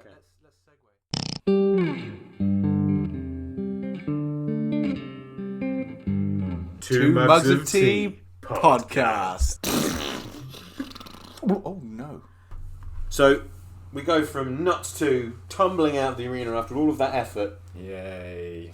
And on comes the march of the farting twits. Oh, basically, no. it's where we The it's where we mugs, take as off. it were. The mugs. The two mugs. mugs. Two mugs. Two mugs. Yeah. Yeah. So Tom, how did this Oh no. How did this go? how did this go for you? This was fun. So, for a bit of context, this was literally the very first robot I'd ever built. Before this point, I had never done any angle grinding, welding, or really any serious soldering. So, Still don't do serious soldering. I still really. don't, of course, no. But so, I was a huge fan of Robot Wars when I was younger. I used to watch it with my dad all the time. In fact, my favourite robot was Chaos 2. Oh. Loved it. Not Razza. It was not right. No, it was always Chaos 2. What was yours, Rory? We haven't even asked Rory there. Rory, what's your favourite robot? Hypnodisc, I think. Hypnodisc. Yeah. That fight with Hypnodisc and Chaos 2, when he flips him over and he can't start right. Yeah. And The looks on their Jonathan faces. Cage is like, oh, Chaos 2. I don't know why. I remember that very well. I had the Ultimate Warrior VHS. Yeah. Oh Chaos yes. 2. Yeah. It was my favourite. It's my favourite robot. I was So, obviously yeah. Razor Boy. Yeah. Basic Razor Boy, yeah. Basic Razor Boy. Yeah. Basic Razor Boy. So So started Pokemon this. Squirtle. Well, I suppose I'd be the Charizard. So like many other kids out there, I was one of those kids that would pester my dad to do it. I was like, Dad, can we please do Robot Wars? I was desperate. I was also about 7 or 8, I guess, at the time. I'm not really sure. And I don't think my dad really took me seriously because I was so young at the time. And then it got cancelled, and that was the end of Robot Wars for It them. was crippling. It was absolutely my favourite TV show when I was growing up. That or Dick and Dom in the Bungalow. Oh wow. You're classy. That was Classy fantastic. Oh, Bogies! Come on, Bogies! Bogies! That's fantastic. Yeah. Yeah, it was that and Robot Wars. So, me and my dad were on holiday at the time when it was announced that it was coming back. We were actually snowboarding in the Alps. Oh. Would you believe it? There you go. Yeah. Fancy man. Fancy man. We are. I'm a fancy man. So, He's got a dad. He's snowboarding in the Alps. Tim. Oh, he's got the full, So, the full merit. so I remember I was at the bottom of a run. I was. I don't know what that is. And I think I was looking at Facebook for some reason, and I saw, Robot Wars has been rebooted. It's coming back to our screens. Wow, yeah. And this was the first time we'd heard of it. So this was Series 9 Yeah. with Nuts 1. Series 8. Series 8. Oh no! Like we say, this isn't a factual thing. So- It's facts in the fact it comes from the horse's mouth. That's it. Yeah. So this was May not be correct. this was the return, and at this point I was 21, I think. Mental age of And 8. I was waiting for my dad at the bottom of this snowboard run, and I said, "Dad, guess what? Daddy. Daddy, Father, father, Father. I want a rowboat." Which was And you built a boat. Father, And we I got need to about- take my Gucci ski jackets off. oh no! So Mangles. yeah, Rory's taken off his top. Easy. Easy. Anyway, This is a family apart from the ski podcast. stick. Anyway, Still yes. got a t-shirt on. It So sounds, there I it was. sounds like I'm sat naked. There I was. He's naked. There I was in the Alps with my dad. And Dad's plural. And I saw on Facebook that Robot Wars had come back, and it didn't take much persuading, to get my dad to help me build a robot. This was happening, whether he liked it or not, because I was old enough. So So you were getting ready to build before the first comeback series? yes, Oh, so wow, we didn't know found that. out that Robot Wars was coming on in like January, I think it was. Yeah. But it was filming like 2 months later or something. It was pretty tight. It was like March. 2-3 months It notice, was. wasn't it? It was Yeah. crazy. It was. Yeah. March or April. So we got the forms and we were going to do it, but at the time we knew nothing about how to build a robot. My dad had done lots of woodworking stuff before. I remember seeing a lot of posts suddenly on the forum from this new guy. We Yes. saw you. We Yeah. saw you on the forums. Yes. Yeah. If you go back, back on the, Sam is the guy who does the forums in Yeah. our team, and he saw you. We knew who you were. So Yeah. I told Tom, said, well, the 1,000 watt scooter motors are pretty good. Vipers work. Stuff like that. But so I gave Tom a few hints and tips. I think a few people did. Yeah. So we came into this as absolute newbies. Like we knew nothing about anything. Your dad had a Mini. Anything. Well, not even. Well, at that point it was still rusting on the handle driveway. an oboe. He knew what he was He doing. could handle an oboe. I mean, to be fair, my dad has built a boat before. He is before we built this boat, an actual boat. It shows. You can see where the inspirations come from. It was for anyone that wants to Google, it was an enterprise. It was a wonderful boat. Touron design It was a meeting wonderful one. boat. It needs to be seaworthy. It needs a breach. Oh no! So we wanted to build a robot, not a boat, possibly A boat bot. So we based all of our knowledge really on what we learnt on the forums, and we learnt that scooter motors were a thing. We knew that Vipers were a thing, and in terms of the weapon, from what I'd seen on BattleBots, vertical spinners seem to deliver big hits, but they're more controllable. Because from what I've seen, when a horizontal spinner hits something, a lot of the force goes back into their own robot, and they go careering off into the side, along with the other guy. Yeah. That's it. So with a vertical spinner, you're going to hit something. Tom was the instant try hard. But you'll be planted in the floor as you hit something. That was the plan. So I looked at Tombstone for inspiration, honestly, and that's where we picked The out. E-Tech. That's where we picked out the E-Tech. Yes, and the NPCs. Yeah. That's You where it didn't came from. you had NPC's next series 9. Yeah, Scooter Motors first series. Oh, sorry, that's right. That's where it came from. The next series. So for this series, it was the E-Tech. Come on, Tom. Even about your robot. The E-Tech came You just from love it when someone Tombstone. tells you about your robot. Hello, bit of shade there. Anyway, the E-Tech came from Tombstone, and the scooter motors came from basically Rory. The forums. Mangles. Yes, the forums. I was a big fan of scooter motors at the time. I'm less of a fan of them now, having used them myself. It doesn't They're go. not. They're all right, but they're not great. It doesn't go too wrongly with a Mangles. So, from what I'd seen in the old series, a lot of robots had lost fights because they couldn't drive inverted. For example, Hypnodisc. Yeah. Lots of other robots. So I was going into this with some knowledge from BattleBots, but most of it was from Robot Wars. And back in those days, as I say, robots lose because they get stuck. So I knew from the very start it was going to be a big vertical spinner, and it needs to be invertible. So that's really where Touron came from to start. We knew from that point that we were going to build a big vertical spinner, and it needed to be invertible. So the only way of doing that, I think it was my dad that originally thought of the concept of having it pivot in some way. And I learnt a very small bit of Fusion, the CAD package. I did a YouTube tutorial on how to build a lamp. That was the first thing I Very did. Nice. Amazing. A lamp, yep. Amazing. And now you're a professional design engineer. And then you did a boat next, I assume? And then I went straight for the boat. So, I laid out the components, built a box around it, and went from there. And it was enormous. It was enormous. Quite a large... Like, it struggled to fit on the pit bench. It did. was pretty big. So, one of the first things we actually did is we built a wooden prototype as everyone does. As everyone does. As you would with a boats are boat. made. We built... Lacquered it. We actually built... Waxed. We built... We bought the components and built 2 wooden prototypes, actually. The second one being one that you could sit on and drive around the local tennis courts, actually, because it was the flattest place we could find. And that formed... He was definitely part of the tennis club. There is no way. I was actually. Oh, there we go. There's no way. So, the video of us sitting on the robot and driving it formed a lot of the part of our application video, which is online somewhere. Yeah, it is online. It's on the YouTube channel. It's not. It's public video. Yeah. So that's really where we got started, and we built the robot, got it vaguely working, and we found out that when you accelerate, the front of the robot immediately face plants. Yeah. The pivot was in the wrong place. The weight was too far back and too far forward, so it would just kind of fold in the middle immediately.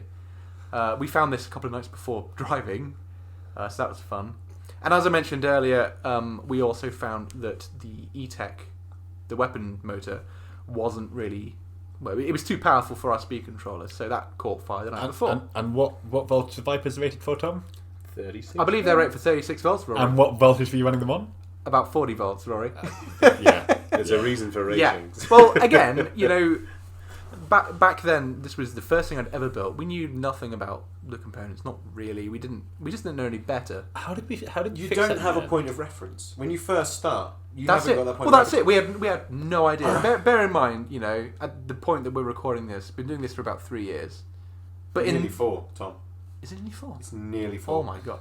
But in the wider picture of things, that's not very long. No? It's not very long. I've at all. we're only babies. been doing it We're for 6 babies. years. 6 years. I mean, Yeah, that's about yeah. It's crazy, isn't it? Anyway, we'll get to that later, I'm sure. So yeah, we just didn't know that these components were going to blow up. Not really, because we didn't know any better. I mean, the rating... that rating Well, we is weren't fairly good. sure. There is a bit of wiggle room in some things. We just kind of assumed that there'd be some wiggle room, I guess. People have made Robotex work with ETEX. Well, that's the thing. Like, Big Daddy. so what we did, we went on the Mote Energy website. We saw that it said 150 amp continuous. Yeah, we looked at the Robotech and it said 300 amp peak, and we thought that meant it could do 300 amps, but it couldn't. It could maybe do that briefly, but not. It can for do the 300 whole amps time. peak, and when you reverse an ETEC, it does a lot more than 300 amps. It's essentially double. Yeah. But again, we just didn't Yeah. know that. So what we did is we took the robot in its broken state the night before, drove up, met up with Rory, who helped us wire in a contactor on the weapon. So that's just Which a was big bought from on-off switch. It was bought from one of the celebrity bots, because I think it was. Yeah. Yes, it was. was. the It Coopers was. had built all these celebrity bots, and they filmed first, I think. on Yes, that they series. had. Oh, they had. I remember the Christmas trees were still up. They had the Christmas They had the trees. Christmas They trees. filmed the Oh, Christmas yeah. special first, so the Yeah. first day How or did I so. forget the Christmas trees? Christmas I remember special. the Christmas trees. But yeah. then we I had just all. thought that was Scotland because it was bloody freezing. Yeah. So we had all these robots there, which were all built using ETEX, the same big contactors. all the spinners. Yeah. Same They had setup. the same. All of them had rage bridges. All of them had Belts. the NPCs, and they just bought like huge bulk orders of all these components and built these 7 or 8 robots in like a week or so. The Cooper's ability to build robots at the speed is phenomenal. Oh, of course, as we've all seen. Yeah. But yeah. it's so we had essentially all these robots now that were not going to be used again. Yeah. And all these components, and we're like, well, can we buy? Can we just borrow contacts? That we're kind of the producers, so we can't really give you components. It'd be a bit unfair, but you can buy them off us. So we were like, I remember well, that. fair So enough. we bought a contactor and a switch Yeah. off one of the robots. Yeah, That was tense. yeah. This whole day was very tense. in fact. I've never So- seen Tom looked like he spent the whole day looking like he was about to pass out. He was so And I didn't- excited and so the difference stressed at the is same I time. did not pass out. You did not pass out. So yeah, we fixed the robot by wiring in a contactor and a switch. And How did we fix the drive on? We 40 lowered volts? the voltage. Okay. We went from 10s to 8s Okay. somehow. I So, think. did you apply for that first series? We didn't. No, we You weren't ready in time. We You went. should We, have we done. kind of figured it's filming in 2 months. We don't know anything at all Yeah. that we're doing. Yeah. We don't even know where to begin. So we'll wait. We waited and we built the wooden prototype in anticipation of another season being announced. It got announced. We got in, and then we had 6 weeks to build the metal proper version. So that was. Who did you get to do the cutting on it? Was it all K-cut? It was K-cut. Okay, And well, K-cut. I only know about that Big because rep. Yeah. it was Ellis. Big rep. It was Ellis. Ellis. Got a rep. I saw Ellis posting about Pulsar, about K-cut, and that's how I found out about them. Yeah. That was it. But yeah, that day was possibly one of the most stressful days of my life. I've never seen it because Not even kidding. Like, It was when it first spun up. When it first went to spin up the contactor, the weapon moves half a turn and just stops. That's it. So bear in mind, we got there and we were supposed to be passing tech check in about an hour and a half, 2 hours. We were rapidly rewiring the robot because it wasn't wired for a contractor; it was wired for a speed controller. So we had to do a bit of jiggery pokery to wire it all in and get the coil at the right voltage and whatnot. And we got into the test box, desperate trying to get this thing going. And by this point, another team it was the pacifier guys, as in the Petunia guys. Oh yeah, Had taken that was it. They had taken our pit table and had filmed their intro, and James Cooper. They were lining you up to go. That's it. James Cooper was like, right, you need to get this through tech check right now, and if you don't, then these guys will replace you. Yeah. And fair play, we were struggling. And we had the duration that they had filming their interview to pass tech. We went into the test box, drove around, great. We span up the weapon, and immediately the fuse blew, and the weapon broke. Because we had like 150 amp fuse in there. Yeah, or something. We put in a 150 amp fuse. But you don't know though. But again, you just don't know. You just don't know. Right now, you think, oh, what on earth was I doing? An E-Tech on that's stupid. But we just didn't know. Yeah. We didn't know. And a few seconds later, James was like, "Can you try it again?" It wasn't doing anything.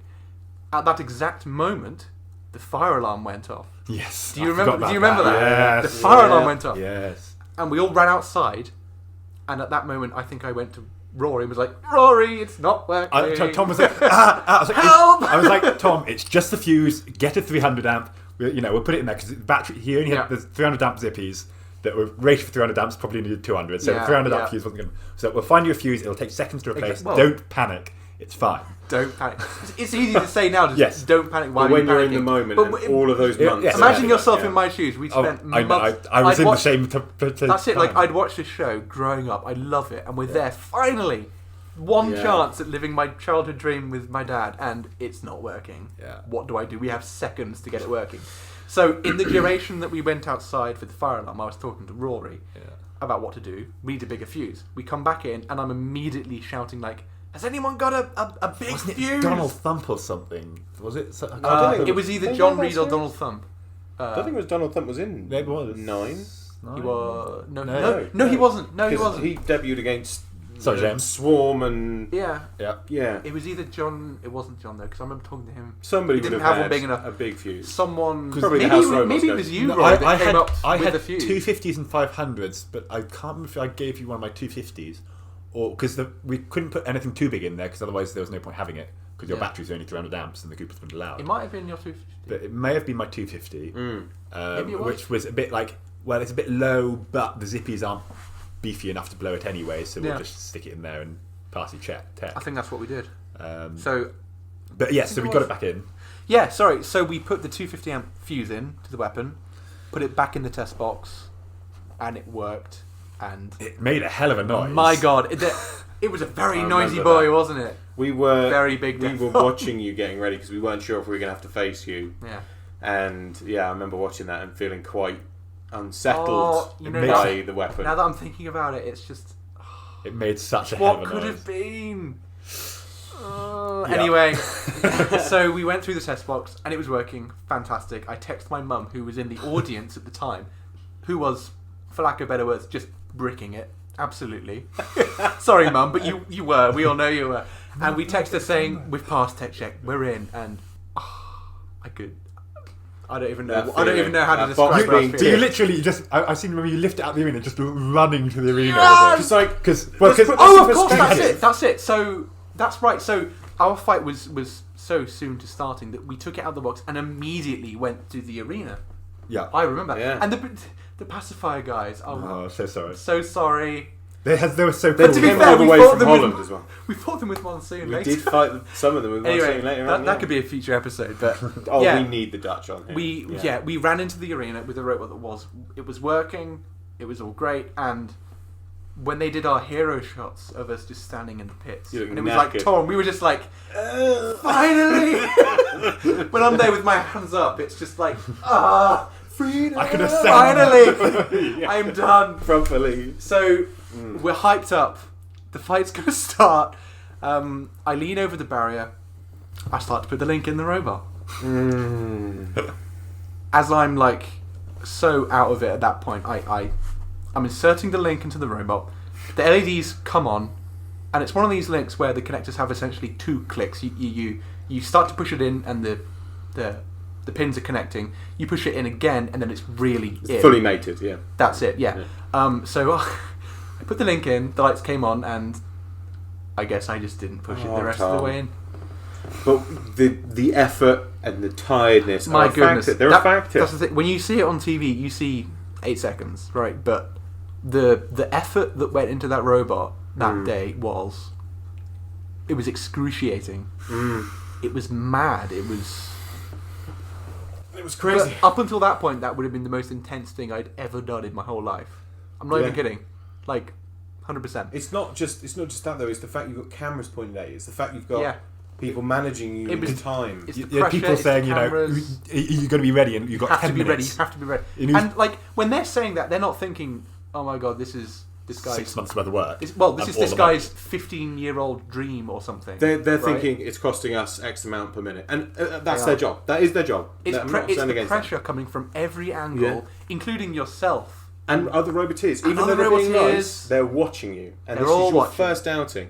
Yeah, because we all saw it. It's like, it's another vertical spinner. It might do all right, but as someone who didn't know the guy, we first saw the application. It's like, it's another. It's cool. It's got the thing in the middle. I think it's easy. Again, when you're watching any of these robots that don't last very long, it's so easy to dismiss them and say, "Oh, that's just a crappy." Because I think it's one of those ones that everyone looked at and was like, It's a first build, well, and it was on paper though. The power in there. On paper, it was a 13-kilogram vertical spinner. It was a lot better than a lot of first builds. It was a 13-kilo E-Tech spinner on 10S. In theory, it had the specs to do quite well, and we had the fight. We hit Thor briefly. Tickled him. We gave him a little tickle. You actually loosened one of his signal wires. I think we did, because at that point he stopped briefly. He had intermittency, yeah. And we hit him the one time, and then the link fell out. And that was it. And, Classic Robot Wars. Classic Robot Wars. Right? Somebody gave you a cheeky goose on the arse, and the link. And that was it, because...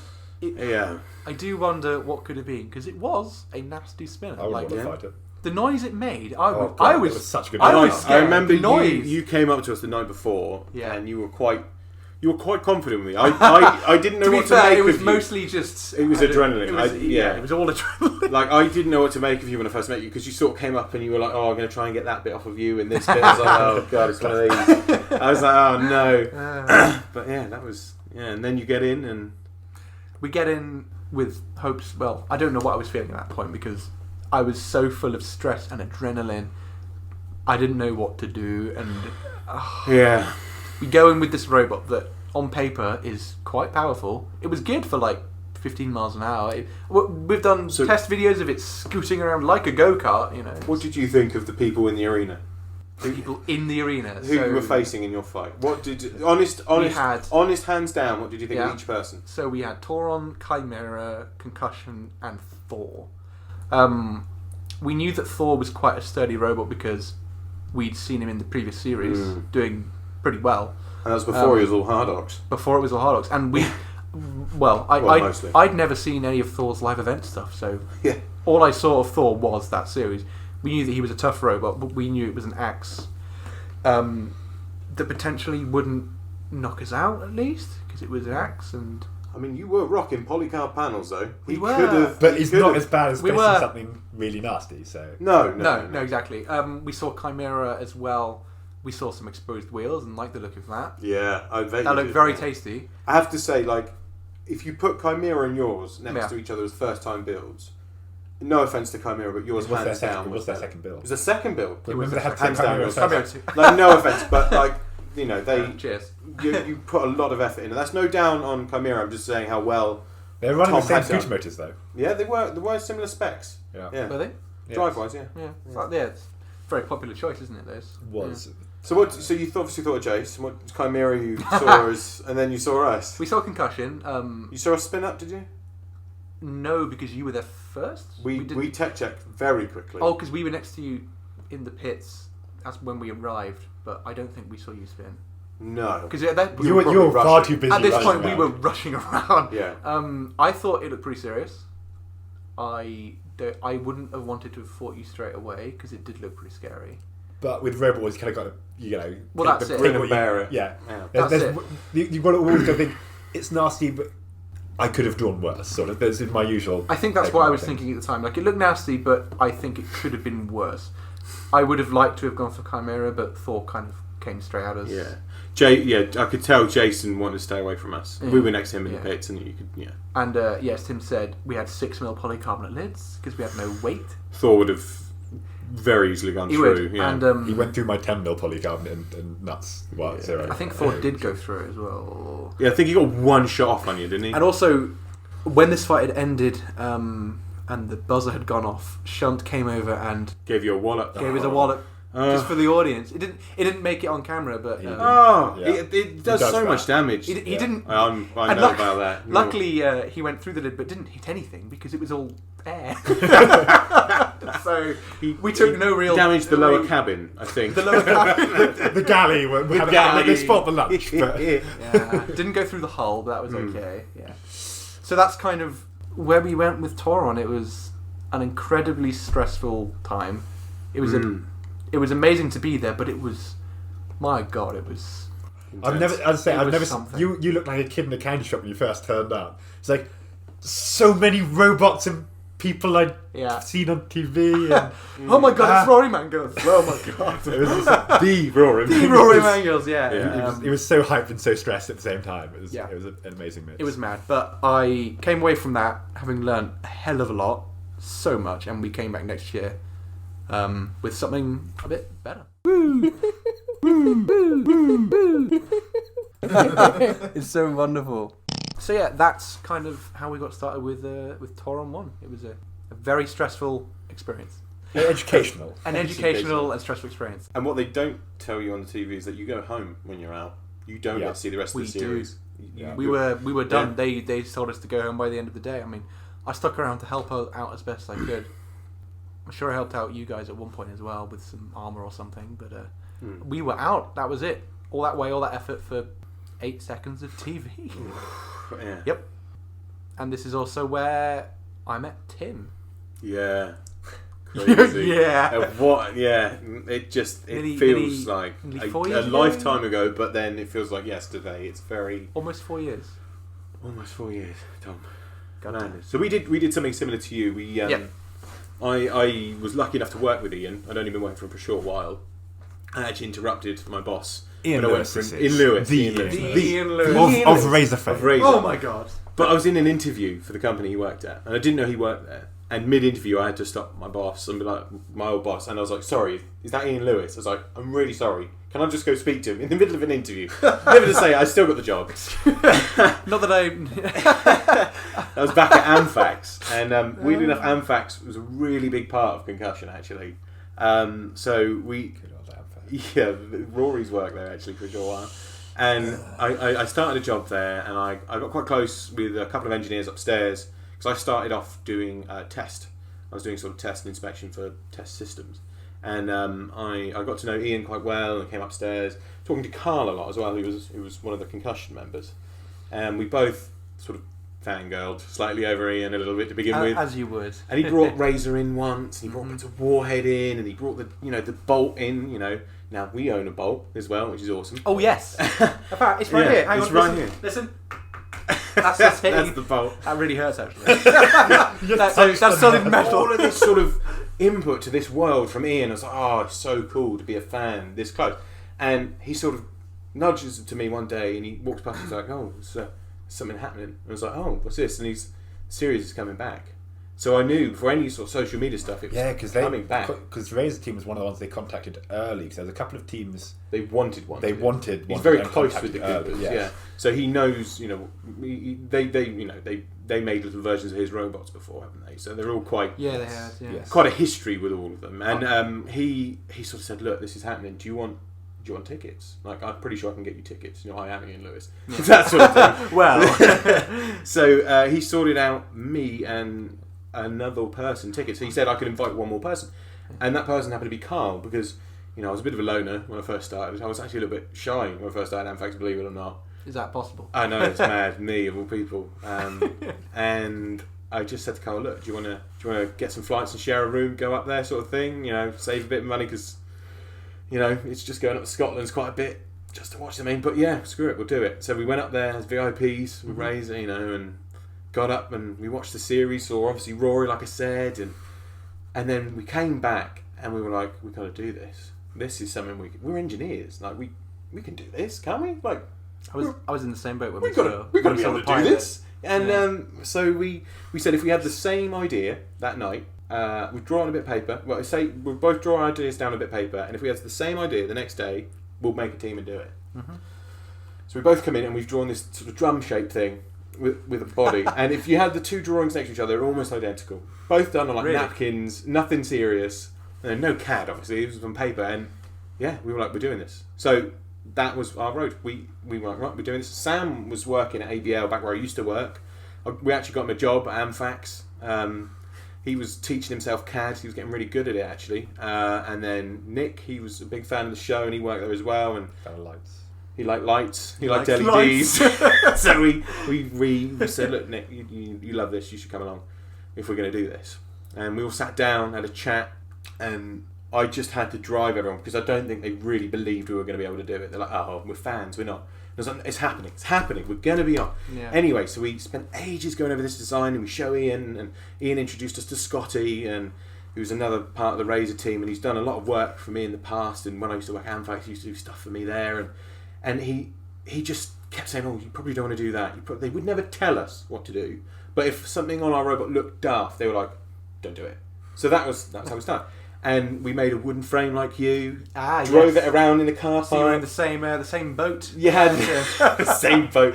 We did a silly video as well of me being pulled along, like laying down, and all just sort of silly things, pulling a car around, blah blah blah, all of that nonsense. Mm-hmm. And we used the Movi motors, which were meant to be like the new Bosches. Oh, the flamethrowers. Yes, the flamethrowers. They're good motors. If you get the gear ratio wrong, like we did, yeah.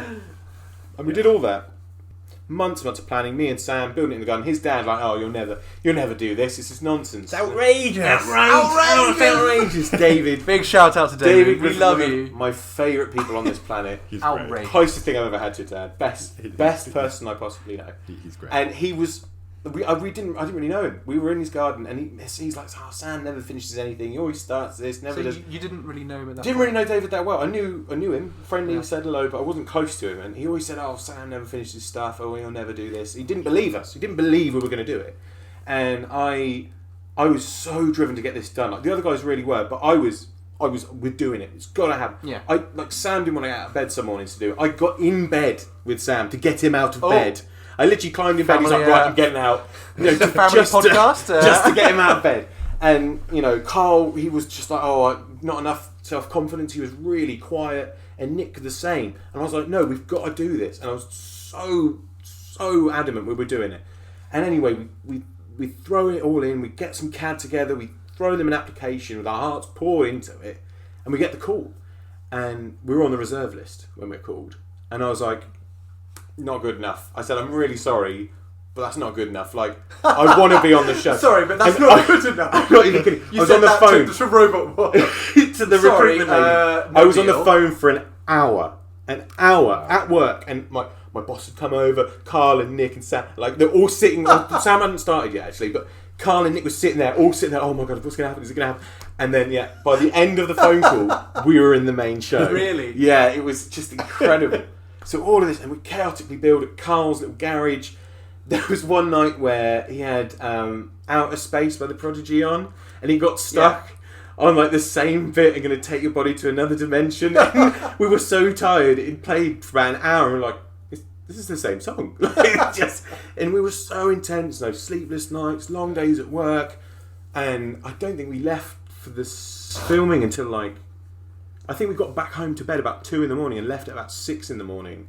That sounds very familiar. For the filming, yeah. And we got there, we'd done a few silly things in the garage. We learned from our mistake and instantly stopped doing anything like that. And we were testing it out in the car park. And an old police headquarters around the corner from Carl's, actually, in the car park at night. For a couple of scared dog walkers, but that was about it. And we took it down someone's farm, I think, and hit a few logs with it. And it was really good fun. And we were running an ESC, a Viper on the weapon. Two amp flows on one Viper. 2 amp flows on one Viper for the weapon. Yeah, well that's it. Again, same way that we struggle with picking out But components. we didn't know. We didn't know either. That's it. Ian and Scotty were brilliant, but they were old tech. They were old tech. Yeah. They hadn't changed Razor in years. They hadn't been in the active part of the community for years. Quite a while, yeah. They hadn't built anything new. So it was all old tech we were being advised on, yeah. So I think John Reed actually put us onto the Movi motors. It was probably John Reed. I think it was John. Yeah. They're used a lot by the old guard. All the old school. Yeah, they're the backups to the Bosches, aren't they? So everyone who uses Bosches now is moving to Movies, as that's the closest they can get without having to upgrade. Need a bit of reinforcement and stuff, but they're all right. They're when you get the right gear ratio. Yeah. Oh god! So that was our biggest downfall. So our understanding of gear ratios, we thought we'd done it down enough. I think we were on 8-1, but they were big 10-inch wheels. It was too much. You were geared for 20 miles an hour. Or something. Yeah, we went for speed, not acceleration. You want 12 to 13. Yeah, we were too fast. Those motors. So we blunder in and we get there and fly through tech check, because we're engineers. You got to tick a box for your customer. So we knew what we needed to do for this, cable gauges, fuses, everything. We had that down to a T.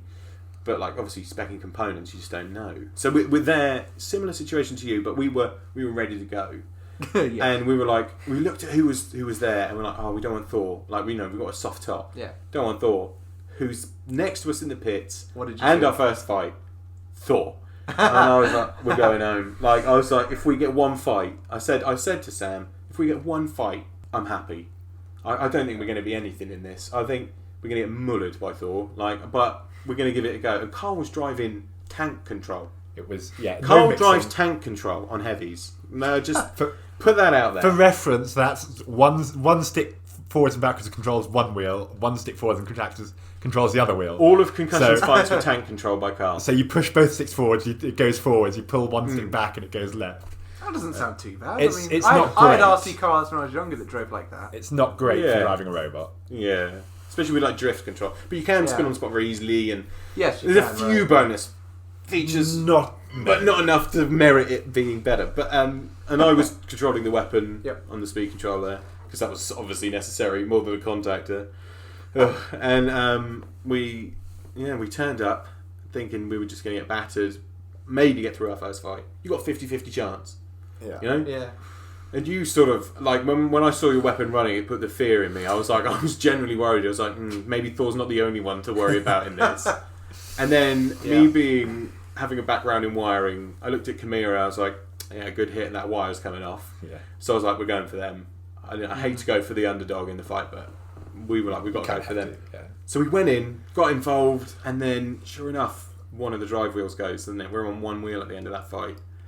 Really? We take out one of Chimera's wheels. I'm pretty sure it was us that did the damage that stopped it. Thor helped, but I think our hit took the wheel. And the drum wasn't that fast. It wasn't getting up to speed. It wasn't incredible by any means. And then, poof, that noise, that smoke, and we were like, something's gone in there. And then it's on one wheel. And it's that feeling of, it goes from something you've seen to something you're doing. And when something goes wrong, you feel you're really there. Do you know what I mean? I know this exact feeling. No, Tom. And I could just imagine Sam was shaking. Sam was actually shaking. Oh my god. Was it this fight? The link? It was the link, wasn't it? It was this fight. Do you remember? We were in the box with you, and I went to twitch the drum and nothing happened. We were in the box ready to fight, and I went to twitch the drum and nothing happened. Oh, you ran down. And production was like, no, the fight started, you can't go down. I was like, no, I'm going down. Classic Tim. I have not come this way. Mate, I have not come this far. You have no right. Yeah, do you know what I mean? So this guy, he's like, no, he put his hand up, and I literally just walked through him. So no, I'm going down. And I think I saw Grant or James. They're like, what's wrong? I was like, just give me 2 minutes. And I leant over and pushed the link in that bit more, and it was fine. And they were literally like, what are you doing? I should have done that. Could you have done mine at the same time? Oh, Tom. But I was like, no, I'm not having this. I'm quite, if there's something I want, I'm quite... You don't stand in Tim's way.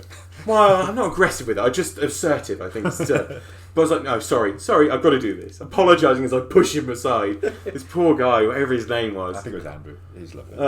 And I went down there. Luckily enough, the drum span. And I'm like, let's go. Mm-hmm. Obviously, it all goes wrong in the fight. We catch fire. Well, not fire, but we burn out a speed controller. It's all going wrong. Too much current through the motors because we've got too low a gear ratio. It's not good enough. Wasn't it Rage Bridge you had on the Viper, or was it more Viper? No, we had Vipers to begin with, Okay. and then when we went into the spares, yes, then it was. so we get through and we think, oh, we've got off lightly that Thor hasn't caught us once. First fight after that, Thor, and we're like, this was a good one. we were like, oh my god, the whole side's gone. Why is it gone? Like we've done this, we've done that, we've done the calculator. What's wrong? Like it works in the CAD, that horrendous phrase, like it works in the maths. Yep.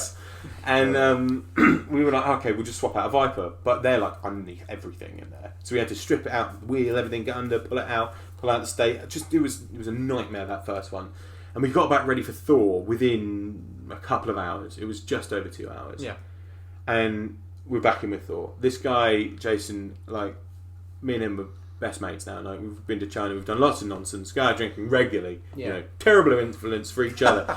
But then I didn't know him, and he was this figure I used to watch as a kid. And to go straight in with him on one-on-one, you're like, oh, this is madness. And we get in, and it's crazy. Like, all of us are shaking. Sam can't believe it. I can't believe it. Carl is being quiet, breaking people's knuckles by shaking their hands.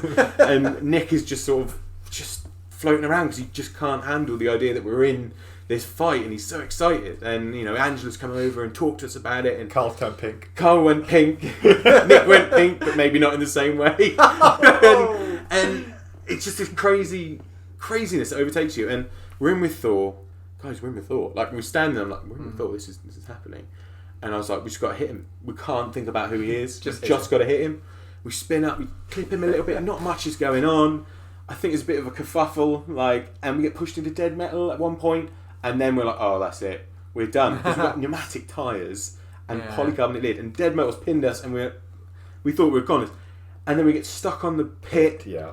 I think one of our weapon belts is thrown, so we're on one motor on the weapon, which is probably better for the Viper. In all but you were stuck there for quite a while and got all the way up to full speed. Well, and we managed to get speed. it pretty much full speed. Yeah. Matilda takes a pop at us, lands on us. We're just like, what's going on? Yeah. What's going on? We're done for here. Yeah. He's going to drop the pit. We are done. Like, right, we're going home. That is it. You know, no more. Were you not on the floor flipper? Was No, it? It was the pit. It was the And we were pit. stuck, kept trying to get off because you because were we've got really low slightly forks. underneath. Yeah. And then Jason's like, he goes, oh, I'm going to line this up sort of thing. You see it on the camera. And then lines up, and Carl, just perfectly, does like a little swerve back, and it clips him on the front. We get him over, and he can't sail front. And Sam, you know Sam's quite quiet. Yes. The roar he did. He's on par with like the monsoon roar. He was like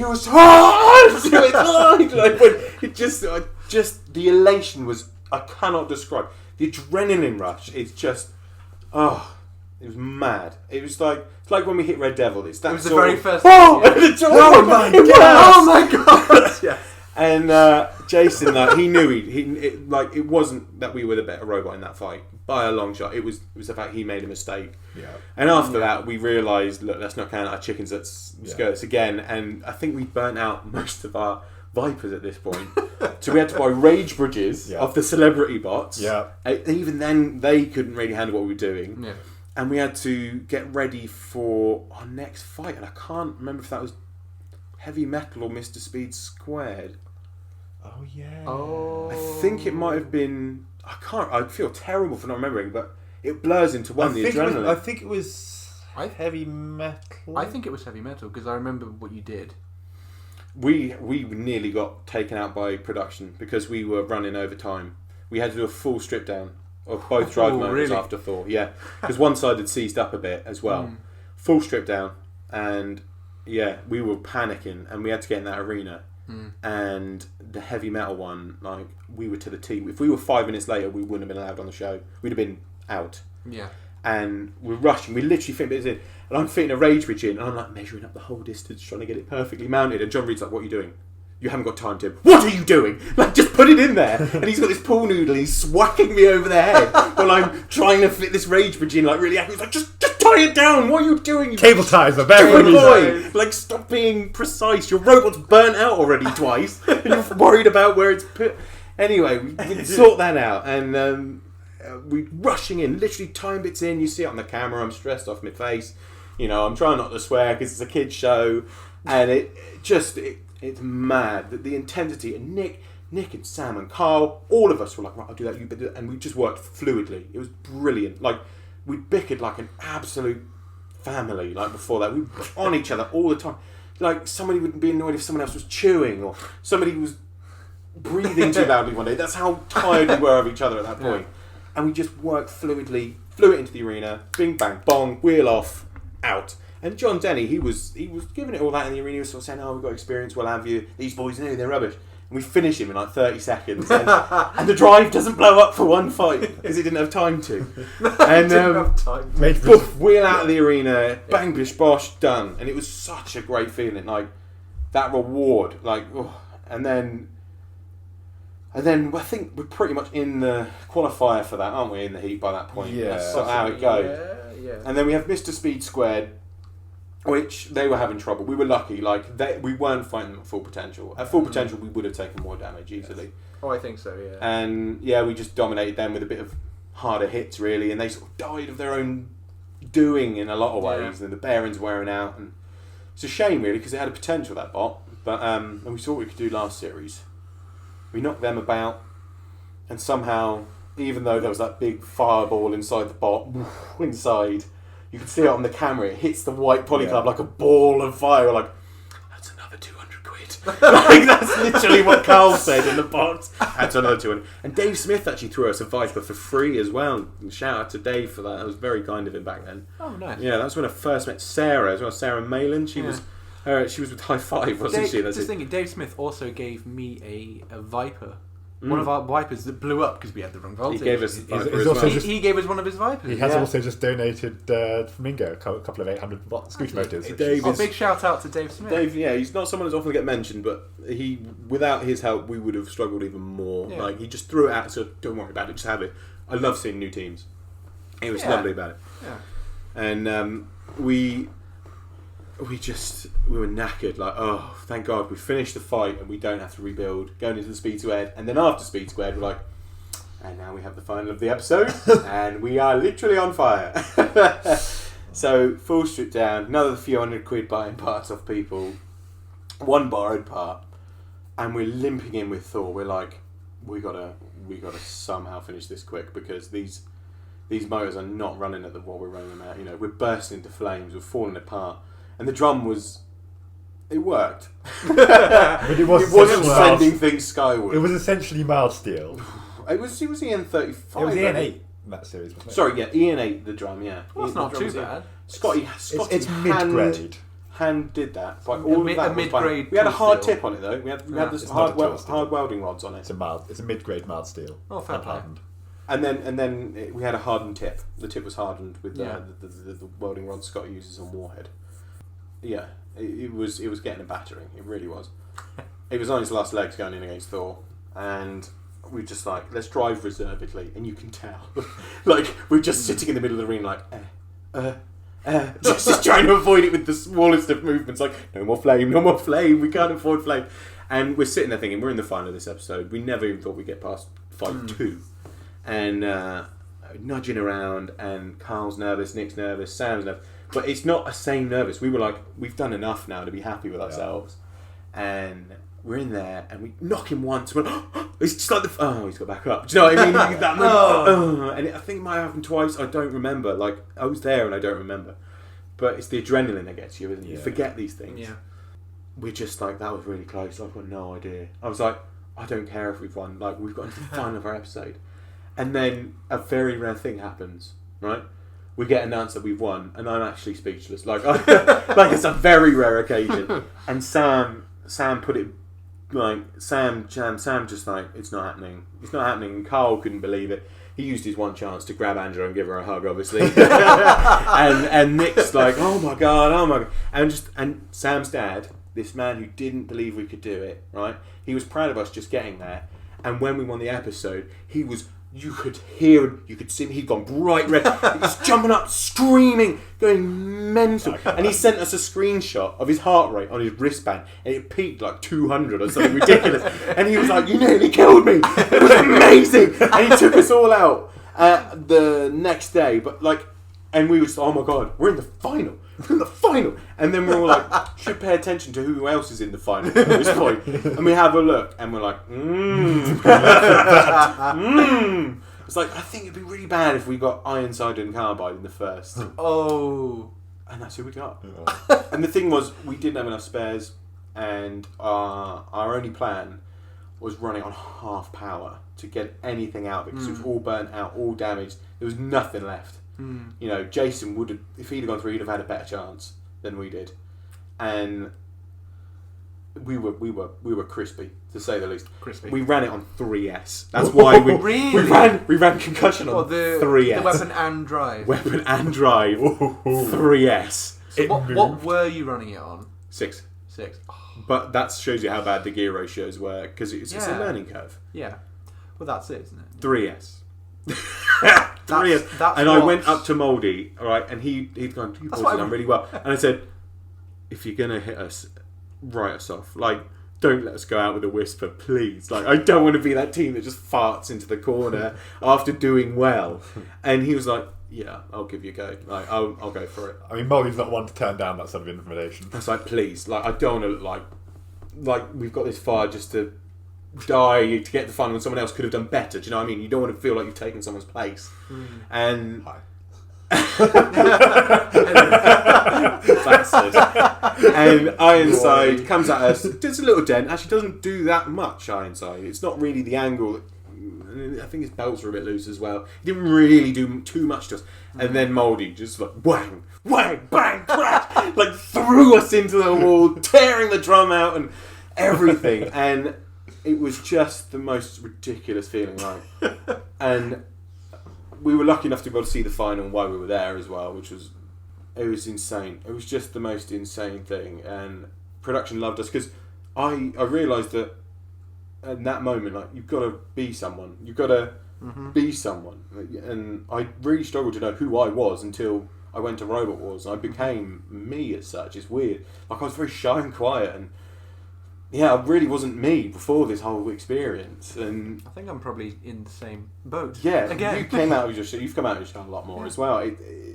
And I just didn't know what to say. Rory is still Rory. I just didn't know what to say at all this. It was really quite emotional. Like, I knew how much it meant to me and my mum as well. Like, she knew that she'd seen like kids with their dads go on the show and stuff, and she always felt bad for me for that. And it was one thing me and her really watched together when I was little, and she knew how much I loved it. And like, it was all of that building up. I just didn't know what to say, and luckily, I think Angela picked up on that. I was like, that was good. Like, do you know what I mean? And she throws it at Sam, and Sam, who's like not really known for big social cues or anything, just comes out with this line of like, Angela says something like, "Oh, is the dream over?" And Sam just goes, "No, we were long past the dream. Like, we're way further." Yeah. And it summed it up beautifully. And his dad, to this day, is just not stopped. He's backed everything I and Sam have ever done, and it was the starting of something that I've not stopped since. It was insane.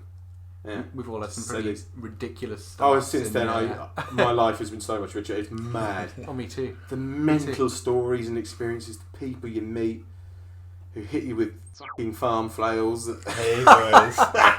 We could talk about this kind of stuff for like days, weeks, years, like the amount of more stories. episodes coming soon. I've always thought phones were more of a concept. So really, that's how we got started. We had Rory with his wild, uncontrollable nuts. We had my 8-second wonder, and we had Tim's unbelievable dream. Flamethrower of a dream. Oh yeah, it was glorious.